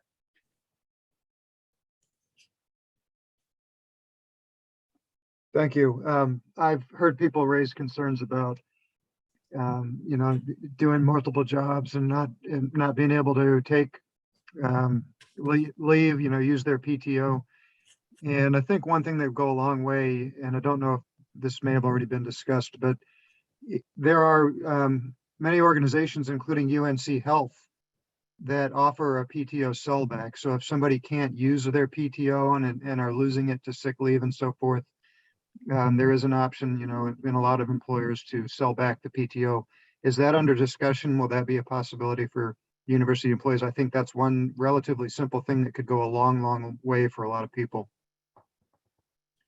That's not something that we have local authority to determine, but it's certainly something that we can pass back to the system to see whether that would be an option that we could consider. But we don't have the authority locally to just put it in play. I'm happy to pass it along though. Thank you. Yeah, thank you. Thanks, everybody. So again, thank you to Chancellor Guskowitz and our new Provost Clemens for being here today and answering questions. We will look forward to welcoming you back to future roundtables at our full body meetings. So thank you as always for your feedback and answering our Thank you for having us. Thank you very much. Thank you. I'm happy to come anytime and Excellent. happy to have your emails or even drop by South Building, say hello. Not all. We'll have to come by and audit your course. I got a little chat message, so we'll have to come by and check. Yeah, you're welcome. 905 125 Chapman. I actually have a couple people sitting in. So. Oh, great. Excellent. All right. So next up is our traditional HR update from Becky and her team. Becky, take it away. Thank you, everybody. And I think you've heard a fair amount from me this morning, so I'll try to keep my updates relatively brief. The Chancellor gave a fair update on COVID. I just wanted to give a couple of additional pieces. We're delighted to see that the numbers seem to be declining. And I want to thank all of you for your diligence in ensuring that we are masked up and protected across campus. It's good that we're seeing the numbers go down. Many of you should have seen the notices go out. We are asking people to upload their notice of boosters into the system. If you do go ahead and upload your vaccination card with the recognition of boosters, you are entered in a drawing that includes a number of options, and I believe basketball tickets are included in the mix, but we are trying to track boosters, and our public health experts continue to tell us that our best protection moving forward is the wearing of masks and the having vaccines and boosters. So if you haven't done so and need a booster, those are available on campus, and we also do provide time for people to get those. We've gotten a couple of questions related to the federal mandate, which you'll recall was an expectation that all employees. Oh, okay. The vaccine mandate, as many of you know, the communications have really been directed only at those who are noted in the system as not having received the vaccine. So there hasn't been as much broad-based communication, but the mandates are under review in the federal courts. And so they're stayed at this point in time. The expected implementation deadline was the 18th of January. Because of the stay in the courts, we are not enforcing that. We continue to wait. That said, for all the reasons I just talked about, we're encouraging people to get vaccinated. We're encouraging people to be boosted. If in fact the stay is lifted and this is enforced, we expect that the requirement would be both for vaccination and boosters. And then if people are not vaccinated and boosted, we would go through the appropriate process that will be informed both by the federal government and by the system office for disciplinary action. We don't know what that looks like right now, but early guidance suggests it would at least be a 4-part process. And the federal mandate as written suggests that testing is not a viable alternative. And so if the expectation is you have to be vaccinated and testing is not a viable alternative, it would seem that some sort of discipline, which could lead to, but we don't yet know, could lead to termination, would be included in that. At this stage in the game, we don't know what that looks like. Nobody has been terminated for failure to vaccine, and we're not in the place to do that right now. I just want to be very clear. Those are my COVID updates. The chancellor referenced that as part of this year's ARP, there was a one-time bonus, which you all should have received in December. Were you eligible? A 2.5% base increase, which you should have received in your January paycheck. Were you eligible? And we then, as a campus, had the authority to do a discretionary increase. We have to self-fund as a campus. As the chancellor noted, we are trying to identify some central funds. Units are also being asked to contribute. Units have been asked to make recommendations as part of their budget process, and those payments, should they be approved, will happen in March. And then the next 2.5% increase we anticipate would happen in July. So I think I've said it before, we're trying to make sure your paycheck looks different every month, but ideally it's going up every month. But there's a lot of changes happening along the way. As a reminder, you also should have received a notice. January's paychecks also were the first draw of the new benefit year, and we're reminding everybody to take a look at their paychecks to ensure that the benefit draws look accurate to you based on the benefit selections you made as part of open enrollment. My last update is just giving you all a heads up. Every year, or every other year, it has been, the system office has done a full-scale engagement survey. That has been delayed because of COVID, and they have proposed doing a pulse survey, which is quite a bit shorter than the usual survey, but then adding a number of COVID-related questions to it. We do anticipate that that is going to take place in that structure and be delivered to campus in March. There's nothing for you to do now, mostly just giving you a heads up.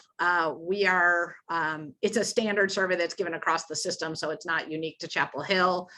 We will translate the survey as we have in the past for our non-English speaking employees, and we'll make sure that it's broadly available to people and they know about it when it's coming out. But I just wanted to give everybody a heads up that we're looking at receiving that in March, assuming those dates stand from the system office. We'll give you more update. I think that's all I've got. Link, I'll let you chime in if you have anything. Otherwise, I'll hand it over to Jessica. I think you covered it. All right.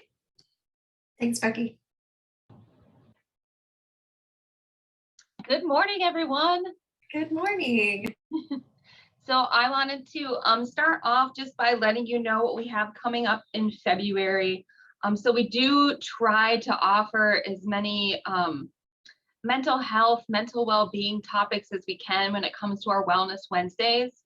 So we're kicking off our month next week with the topic being loving you, boosting your self-esteem and acceptance. That is on the 9th.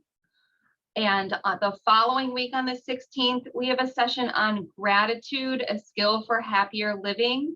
I encourage you to check that out. It's a simple thing that you can add to your daily life to improve your mental health and outlook on life. And then on the 23rd, we have a topic on unconscious bias, also very important. Just a reminder, these are always at noon. They're always 45 to 60 minutes. And they're always on our calendar on the HR website. Just to recap, participation in January, we had 43 people attend our Wellness Wednesdays in January. So participation is getting a little lower. So I do encourage you to share this information. These sessions have been in the WorkWell newsletter. If you scroll down to that wellness section, they're promoted there. They're promoted with our wellness champions. And I'm hoping that you get the word out as well. Something else that you may or may not be aware of, but there is a mindful UNC community. And if you've not signed up for it, the website is mindfulunc.web.unc.edu. And the first Monday of every month, they have a very brief meditation session. And so the first Monday is next week on the 7th. It's at 8:30 to kick off the week. And the topic is relaxation and heart-centered meditation with Minu Tiwari. She presented with our virtual sessions last year. She is fabulous. So I encourage you to check out their website, sign up to be part of their community so you get all their notifications on what they have going on. But the first Monday of every month, early in the morning at 8:30, to kick you off and have a great week, is that 15-minute meditation session. So very, very brief, and hopefully you can fit it into your day. Also in Workwell that will be coming out later this month, we're highlighting an article on Be a Maker, commonly referred to as BEAM or BAM. I could be saying it wrong, but if you're not familiar with it, the goal is to drive innovation, but also attract hobbyists that, you know, maybe aren't experts, maybe don't have all the tools they need to take something on at their own private residence, but the spaces offer tools and cutting edge equipment such as 3D printers, laser and vinyl cutters, embroidery machines, sewing machines, a wood shop, and much, much more. So if you're interested in picking up a hobby, I encourage you to check out the Beam spaces. Picking up a hobby and, you know, just getting together, you pick up a passion project, it helps reduce stress and improve your mental health. It helps with that work-life balance. The hours vary, and it's not just during the workday. They have evening hours and weekend hours. So I encourage you to go to their website and check that out. And we're promoting the Beam 101 training session in the Workwell that's coming out shortly. And then for more traditional stuff, we're in February already, so 1 month completed. Happy February. It is American Heart Month. So I just say a little something about this month at every February meeting, and that heart disease, despite everything going on, it is still the #1 cause of death in the US. And it is taking the life of someone every 36 seconds. So very serious, and heart disease can start at any age. With things just as simple as high blood pressure, which many people have to manage. So this Friday, February 4th, is National Wear Red Day. There will be an article in Workwell coming out to give you a little bit more pointers on how to prevent heart disease at any age. So you can kind of look up your age and see what you should be doing exactly. And I encourage you to take action. Wear red this Friday. Whether you're in the office or not, to increase awareness about heart disease, and take a selfie, or if you're on a Zoom meeting, take a screenshot and post that on social media at Total Wellbeing UNC, or just UNC, or Wear Red Day. So thank you guys in advance for doing that. I know red might not be some of our favorite colors. We tend to like a particular shade of blue. And then Helping Heals registration is still up. We've historically had about 100 or more people, including students, employees, UNC affiliates, sign up to be a Helping Heal each semester. Currently, we're at 41. So if you want to help get the word out, we're looking to expand our list. And this is our list of resources of affiliates that help with childcare, pet care, and senior care, even if it's just companionship. It doesn't need to be medical care. And then Becky had mentioned earlier, we are combining our Wellness Expo and Employee Appreciation Day. So save the date on your calendar. That is Friday, March 18th. The in-person session will be primarily 11 a.m. to 2 p.m. It's going to be at the Carolina Union, usually where everybody gathers for that big Employee Appreciation Day. And the things that we'll have on site include a space for meditation and relaxation, wellness checks to get a quick biometric screening. You can get your numbers in just 15 minutes. There will be a small exhibit hall, appropriately spaced out for comfort level in the Great Hall, so it won't be as large as previous events, but we will have an exhibit hall. And in there will be a medicine drop. If you have any unused or expired medication, we encourage you to bring it and drop it off safely at the exhibit hall. We'll have our cooking demonstrations, we'll have fitness demonstrations and games, and we will be providing boxed lunches. So For everyone's safety, everything will be individually wrapped and there will be a few choices to choose from. And we'll be offering the breakfast for shift workers as well, with a hot breakfast option. So I encourage you to get the word out about that date. If you're not on campus on Friday, because some of us do participate in a hybrid schedule, maybe flex your schedule a little bit so you can be here for that event, but it is Friday the 18th. And then leading up to the 18th, we're going to have a few virtual opportunities each day, Monday through Thursday, so you can participate in fitness activities and education sessions that way. And then for your discounts and ways to save this month, if you want to drop any hints for anybody who might be looking to purchase flowers or any other gifts this month, you can save 35% through your Working Advantage membership, which is your free employee discount membership, with our company code, which is on our website, and I'll share it with you. Fitness discounts are really picking up. Want to remind you of your resources right here on campus.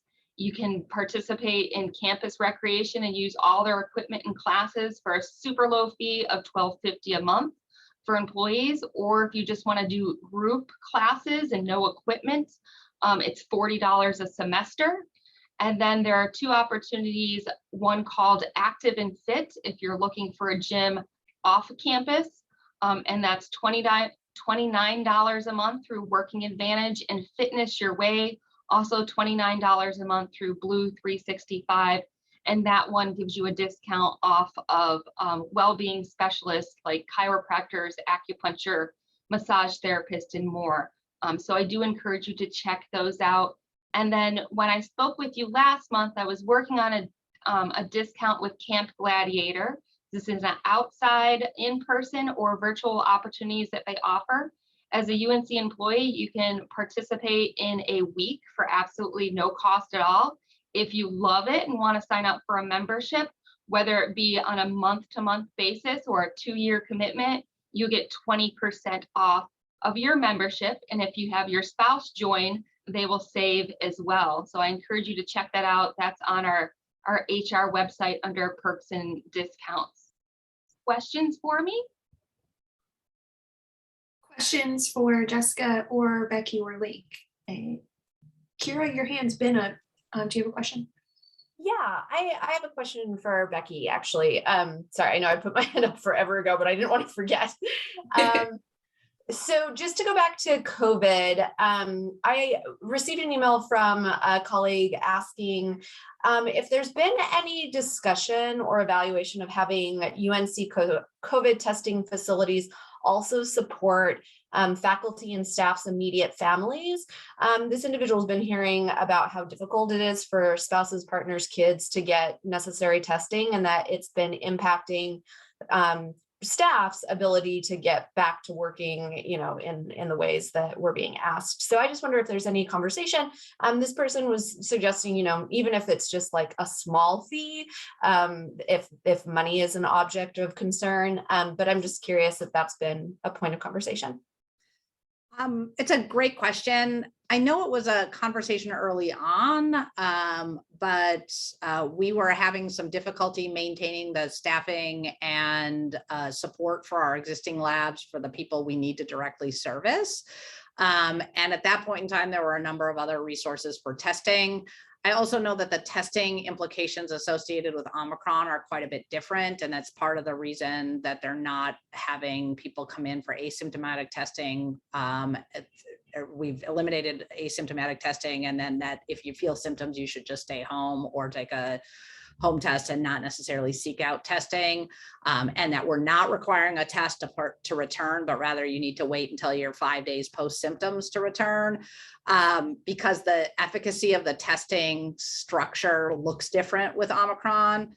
All of that is to say there were lots of discussions. I don't believe there was we ever got to the place where we had the capacity to open it up to families, nor do I think we're in that place now.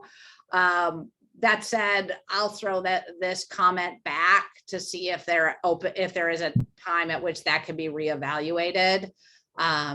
and whether there are, I mean, I don't believe there was ever a discussion about it being about dollars. It was about staffing capacity and testing capacity, whether we had the tests available and the staff to do them for the groups that we had said we were going to serve. But I'll throw it back and see what I can find out. Yeah, all that makes sense. Thank you. I appreciate you taking that. Thanks. Matt, you have a question? Yeah, good morning, Becky. So this is from our Personnel Issues Committee. I understand there have been some discretionary funds available for merit raises. Is that correct? And if so, can you please clarify who is eligible for the raises, the criteria and approval process for the raises, and the timeline for distributing funds? Yeah, that's the thing I just talked about a few minutes ago. So the ARP and the timeline for distributing those is March. The requirements vary, and that's the guidance that came from the state and the system. For SHRA employees, it can only be market rate or equity increases. For EHRA, it is merit-based. Anybody who has gotten a meets or exceeds is eligible. But these are campus-based funding. There is no state funding to come with them. They cannot be applied across the board. And the campus has designated an effort to address equity and compression areas, and those most likely the biggest areas of market impact, or areas of those they most want to retain as their priorities. And it will all depend on what units have to fund and then what the center is able to complement.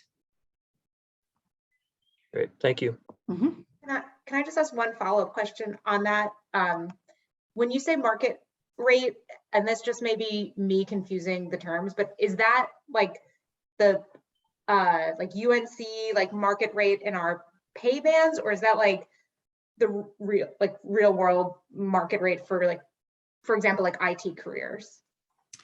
No, these are within the bands that the system provides, So or the state and the system provides. Okay, so like if someone's earning below their market rate for their like pay band and like I forget the level they're at, then that's like the market rate we're talking about.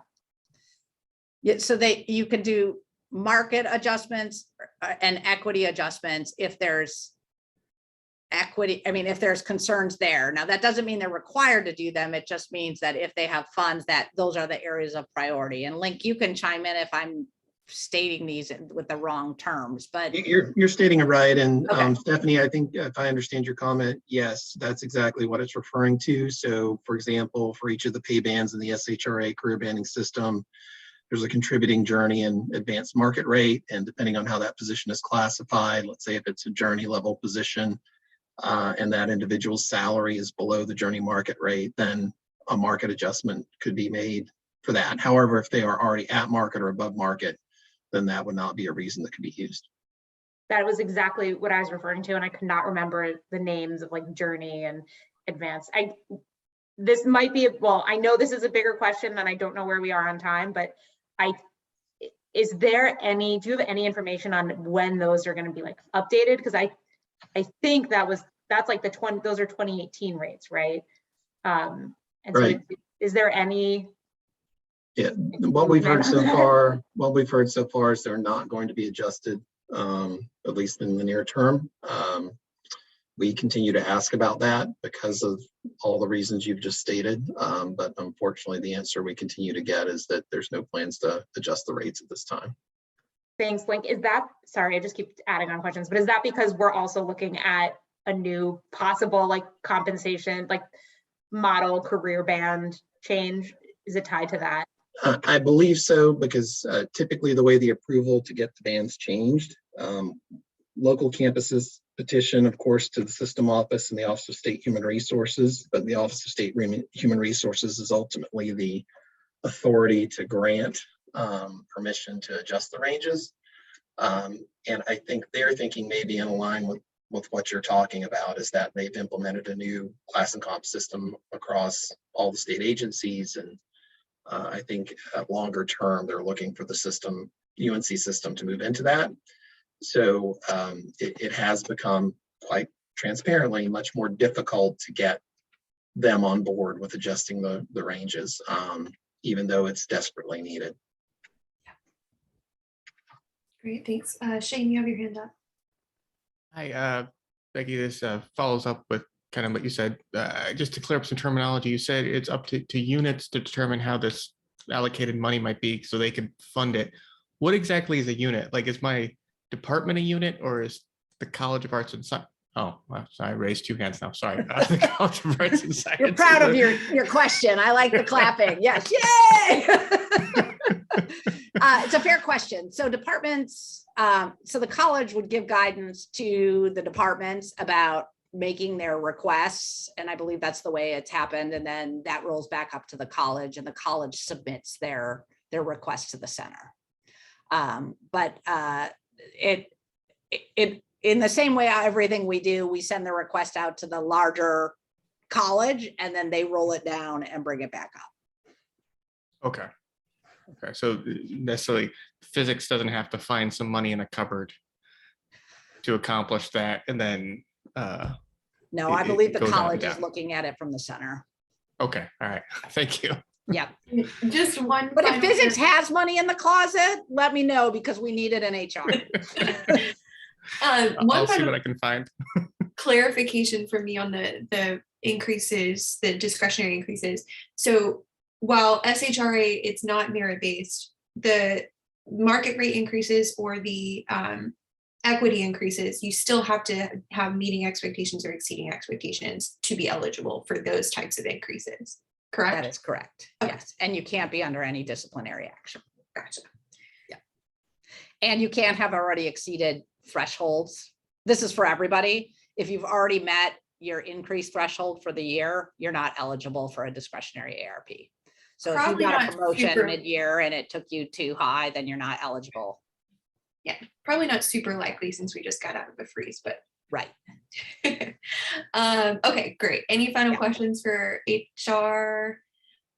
Thank you, Becky, Link, Jessica, Thanks, for all y'all. of your updates. Jessica, I'll echo something in the chat. Terry said that we always appreciate these updates, and it is very appreciated. In the spirit of wellness, let's take a minute or so to stretch and decompress before we move to the next agenda item. So just take a few minutes, get up, stretch, yawn if you need to. I don't know if everybody's had their coffee yet. Katie, while we're stretching, I Yes, would like sir. to point out that Punxsutawney Phil has seen his shadow. Yes, we did a little bit of So, show and tell this morning where we shared the video, if you guys missed it. So that means 6 more weeks of winter, which brings me great joy. So whoever glad said you're boo in the chat, it is no boo. We're going to embrace this Embrace and, the winter. and pray for like 18 inches of snow. He's hoping for a condition 3, I believe, in our inclement weather policy, which, you know, we never see, but he will be the first one to ask. I am certain. I mean, is this going to be a condition 3? Is this going to be a condition 3? Although I did No, see- like I did like- see an article in the DTH or yesterday talking about the snowstorm of 2000, and students were sledding down the Dean Dome Hill, and I was like, that looks super dangerous, but oh my god, so fun. So the only time I'd be wishing for 18 inches of snow is if we could have like a stab snow day outside. So Well, Becky forgets that I went to grad school in Cleveland and Syracuse. So like 18 inches, I can still get to work. I'm good. oh goodness. All right, y'all. Well, thank you. We're back to our agenda. Next up is the consent agenda. Matt sent out the January meeting minutes separately, so I hope you all have had a chance to review those. Is there anyone that wants to pull their committee reports from the consent agenda so we can talk through those?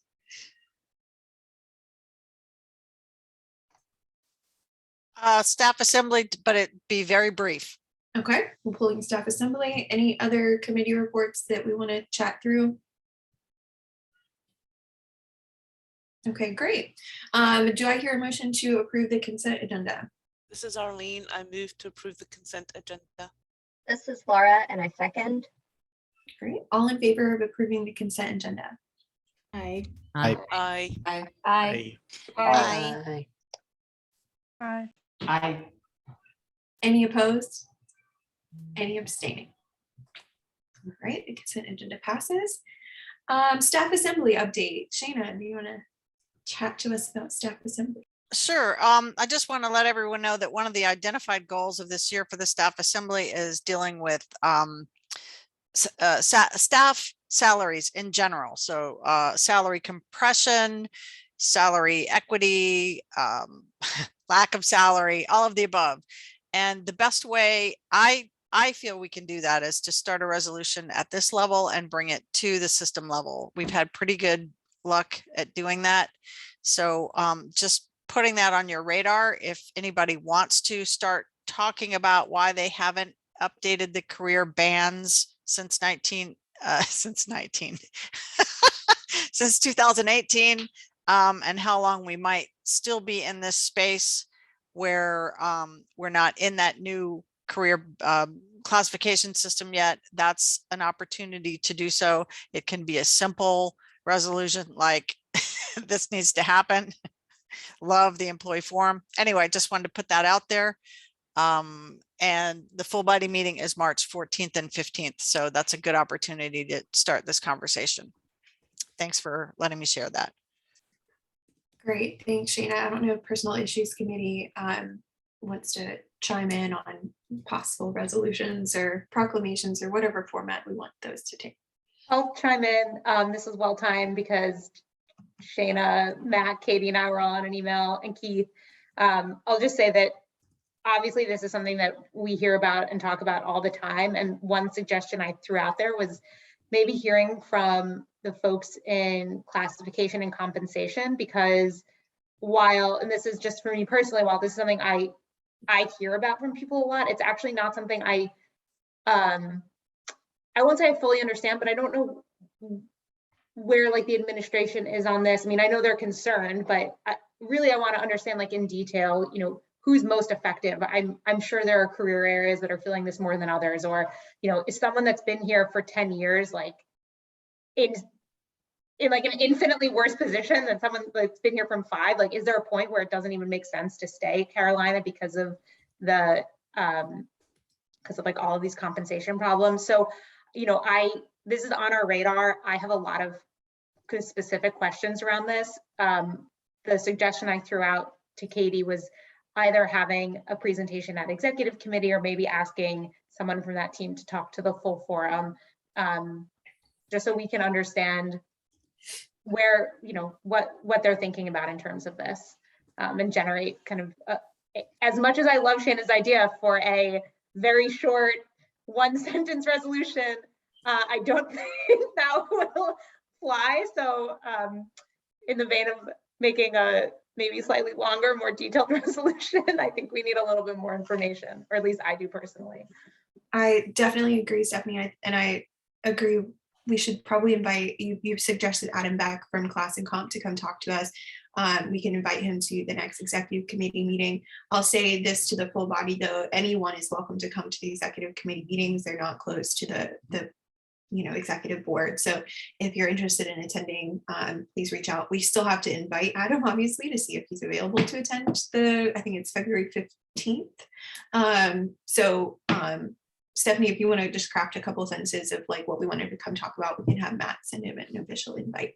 Yeah, and I'll say the backup is if the 15th doesn't work for him, Matt and I suggested he could come talk to personnel issues, and those meetings are also open to everyone. So I will share the meeting details if that happens. And also, can I add one more thing?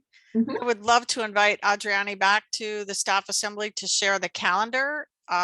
So Adriani, if you're willing to do that, I would love to have you come back and do that. I think that's a great initiative, and we should keep talking about that.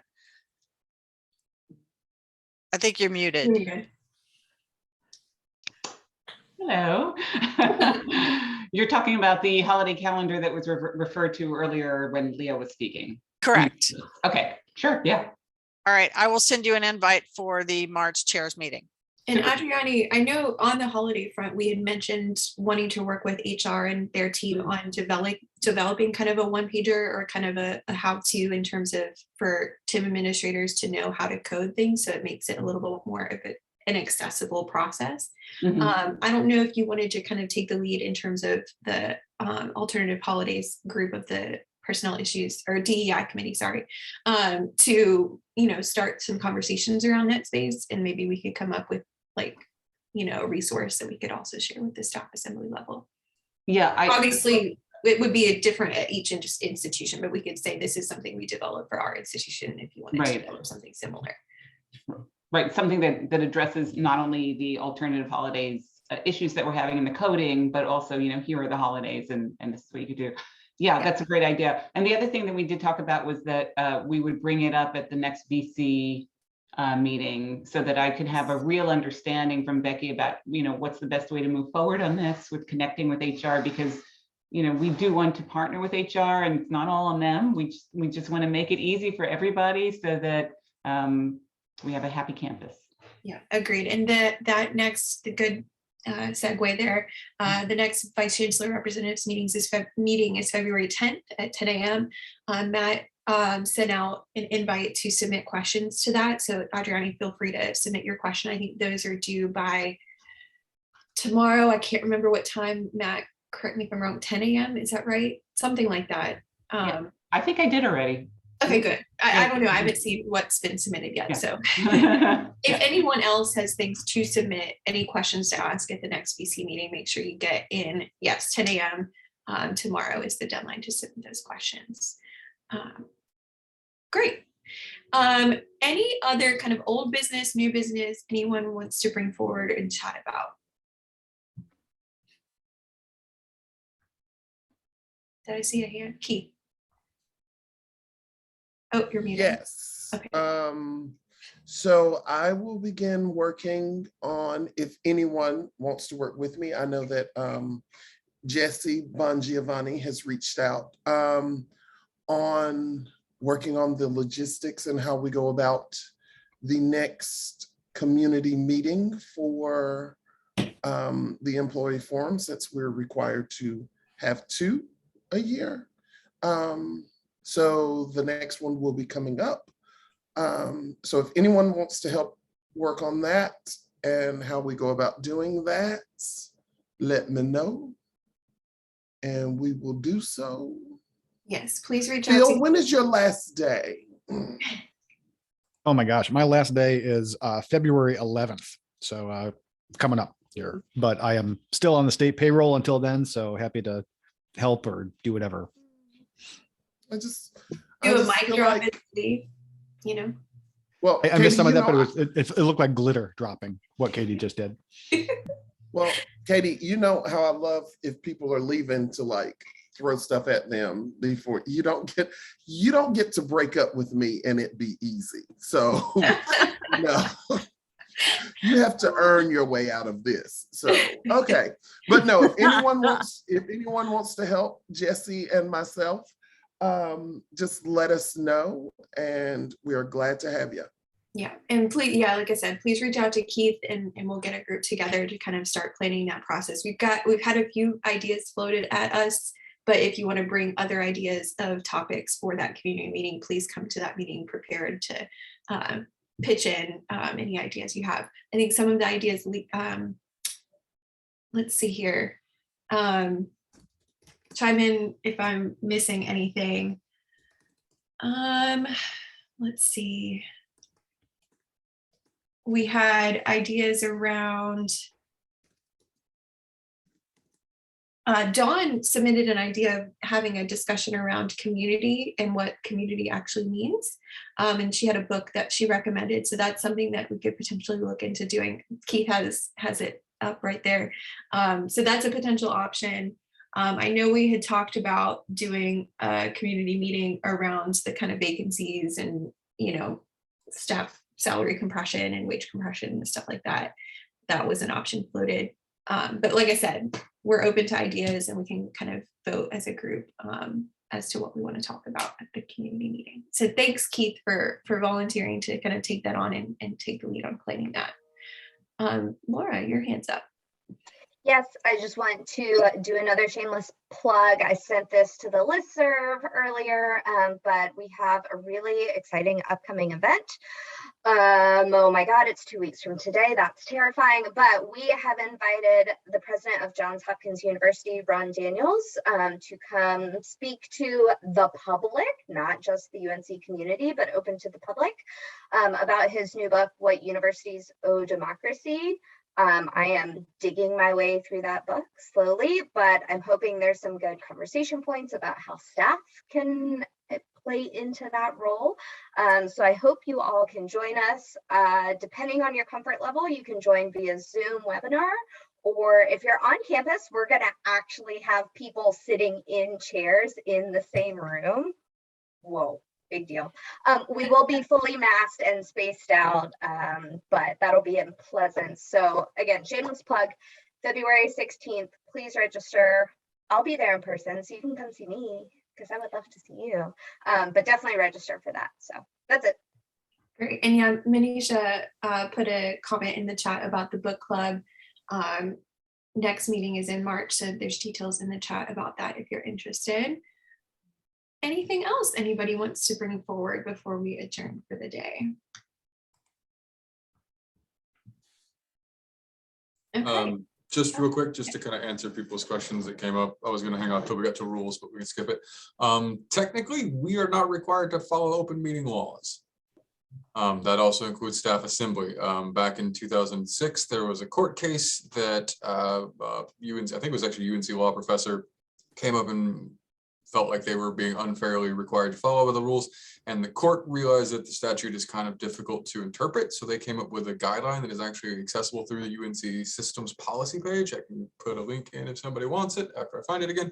But basically the rule of thumb is that if it's not, I mean, basically think about it this way: if a chancellor, vice chancellor, provost, vice provost, or like head of HR isn't running it, and there isn't a massive kind of amount of power and ability to affect policy at a wide level, then you don't necessarily qualify. So in essence, so I think that's kind of where it came in with the staff assembly. Was the general counsel was like, you guys advise, but none of you are a high enough level management group made exclusively of this level of management. Therefore, you do, according to this court case in 2006, and the way that the court interpreted the statute, it does not apply to you. By that same token, it does not apply to us. So if we are, I think that it's still good practice. I think we should still continue to do so. I know that the faculty council has a similar awareness that they do not have to. They do so out of a sense of transparency. But I did want to just to clarify some points that had been brought up at the last meeting. So if it does become cost prohibitive for us at some point to maintain open meeting things, we can scale back on some of what we have been doing. But also to take some of the pressure off if we feel like we're screwing up, we're not. We don't have to. That's helpful, Jacob. Thank you. It might be good at some point to have me, Matt, yourself, kind of chat with University Counsel's office to just get a definitive like heads up or heads down about, whether or not that definitely applies. I think you're right in that the faculty council is a similar standing, and staff assembly level at the system level also kind of has that understanding that they're not subject to it necessarily. But I agree, it's good practice and it's not been right. The person that I got that information from is literally Freda Bluestein, who's one of our faculty members who actually wrote the book on open meeting laws as they applied to North Carolina, like literally wrote the book on it. So I bugged her for like 15 minutes in her office, and she like went over to her little shelf and dug out a little a little copy of it. I was like, okay, cool. She's like, yeah, it's not in the book, but this is the general guideline. And it is on the policy section of the system office. So they're aware of it and they are adhering to it. So I think that's why University Council made the ruling they did with staff assembly. Great. Anyway, long story. Try to make it shorter. Sorry about that. No worries. Rules is always a fun thing to hear about. Everyone's excited to hear from her. It's so much fun. That's why the parliamentarian is always an uncontested election. Well, we appreciate it. Thank you, Jacob. Anything else? Keith put it in the chat. Again, reach out to him via email about the community meeting if you're interested in helping with that process. Do I hear a motion to adjourn for the day? This is Arlene. I move we adjourn for the day. Awesome. This is Eliza, I second. Second, all right. We are adjourned. Woo! Thank you all again for a great discussion today. We'll see each other again soon, either next week at the VC meeting, the following week at the executive committee meeting, and then eventually in our March next full body meeting. So thank you all. Have a great rest of your week. Stay safe, stay warm. Phil, last Stay healthy. meeting. Hoping for snow too. Bye. Bye, Phil, at your last full body meeting. Yeah, bye. I think I'm going to come to Laura's thing in Bye, person, Phil. just if folks are around. I deleted it because I was like, it's after February 11th. I don't need to worry about that, but I didn't realize it was a big to do. But It's a big deal. thanks, folks. Best wishes, Bye. Phil. You want to send me a Zoom or do you just want me to stay on? I'll send you a Zoom. Okay. Awesome.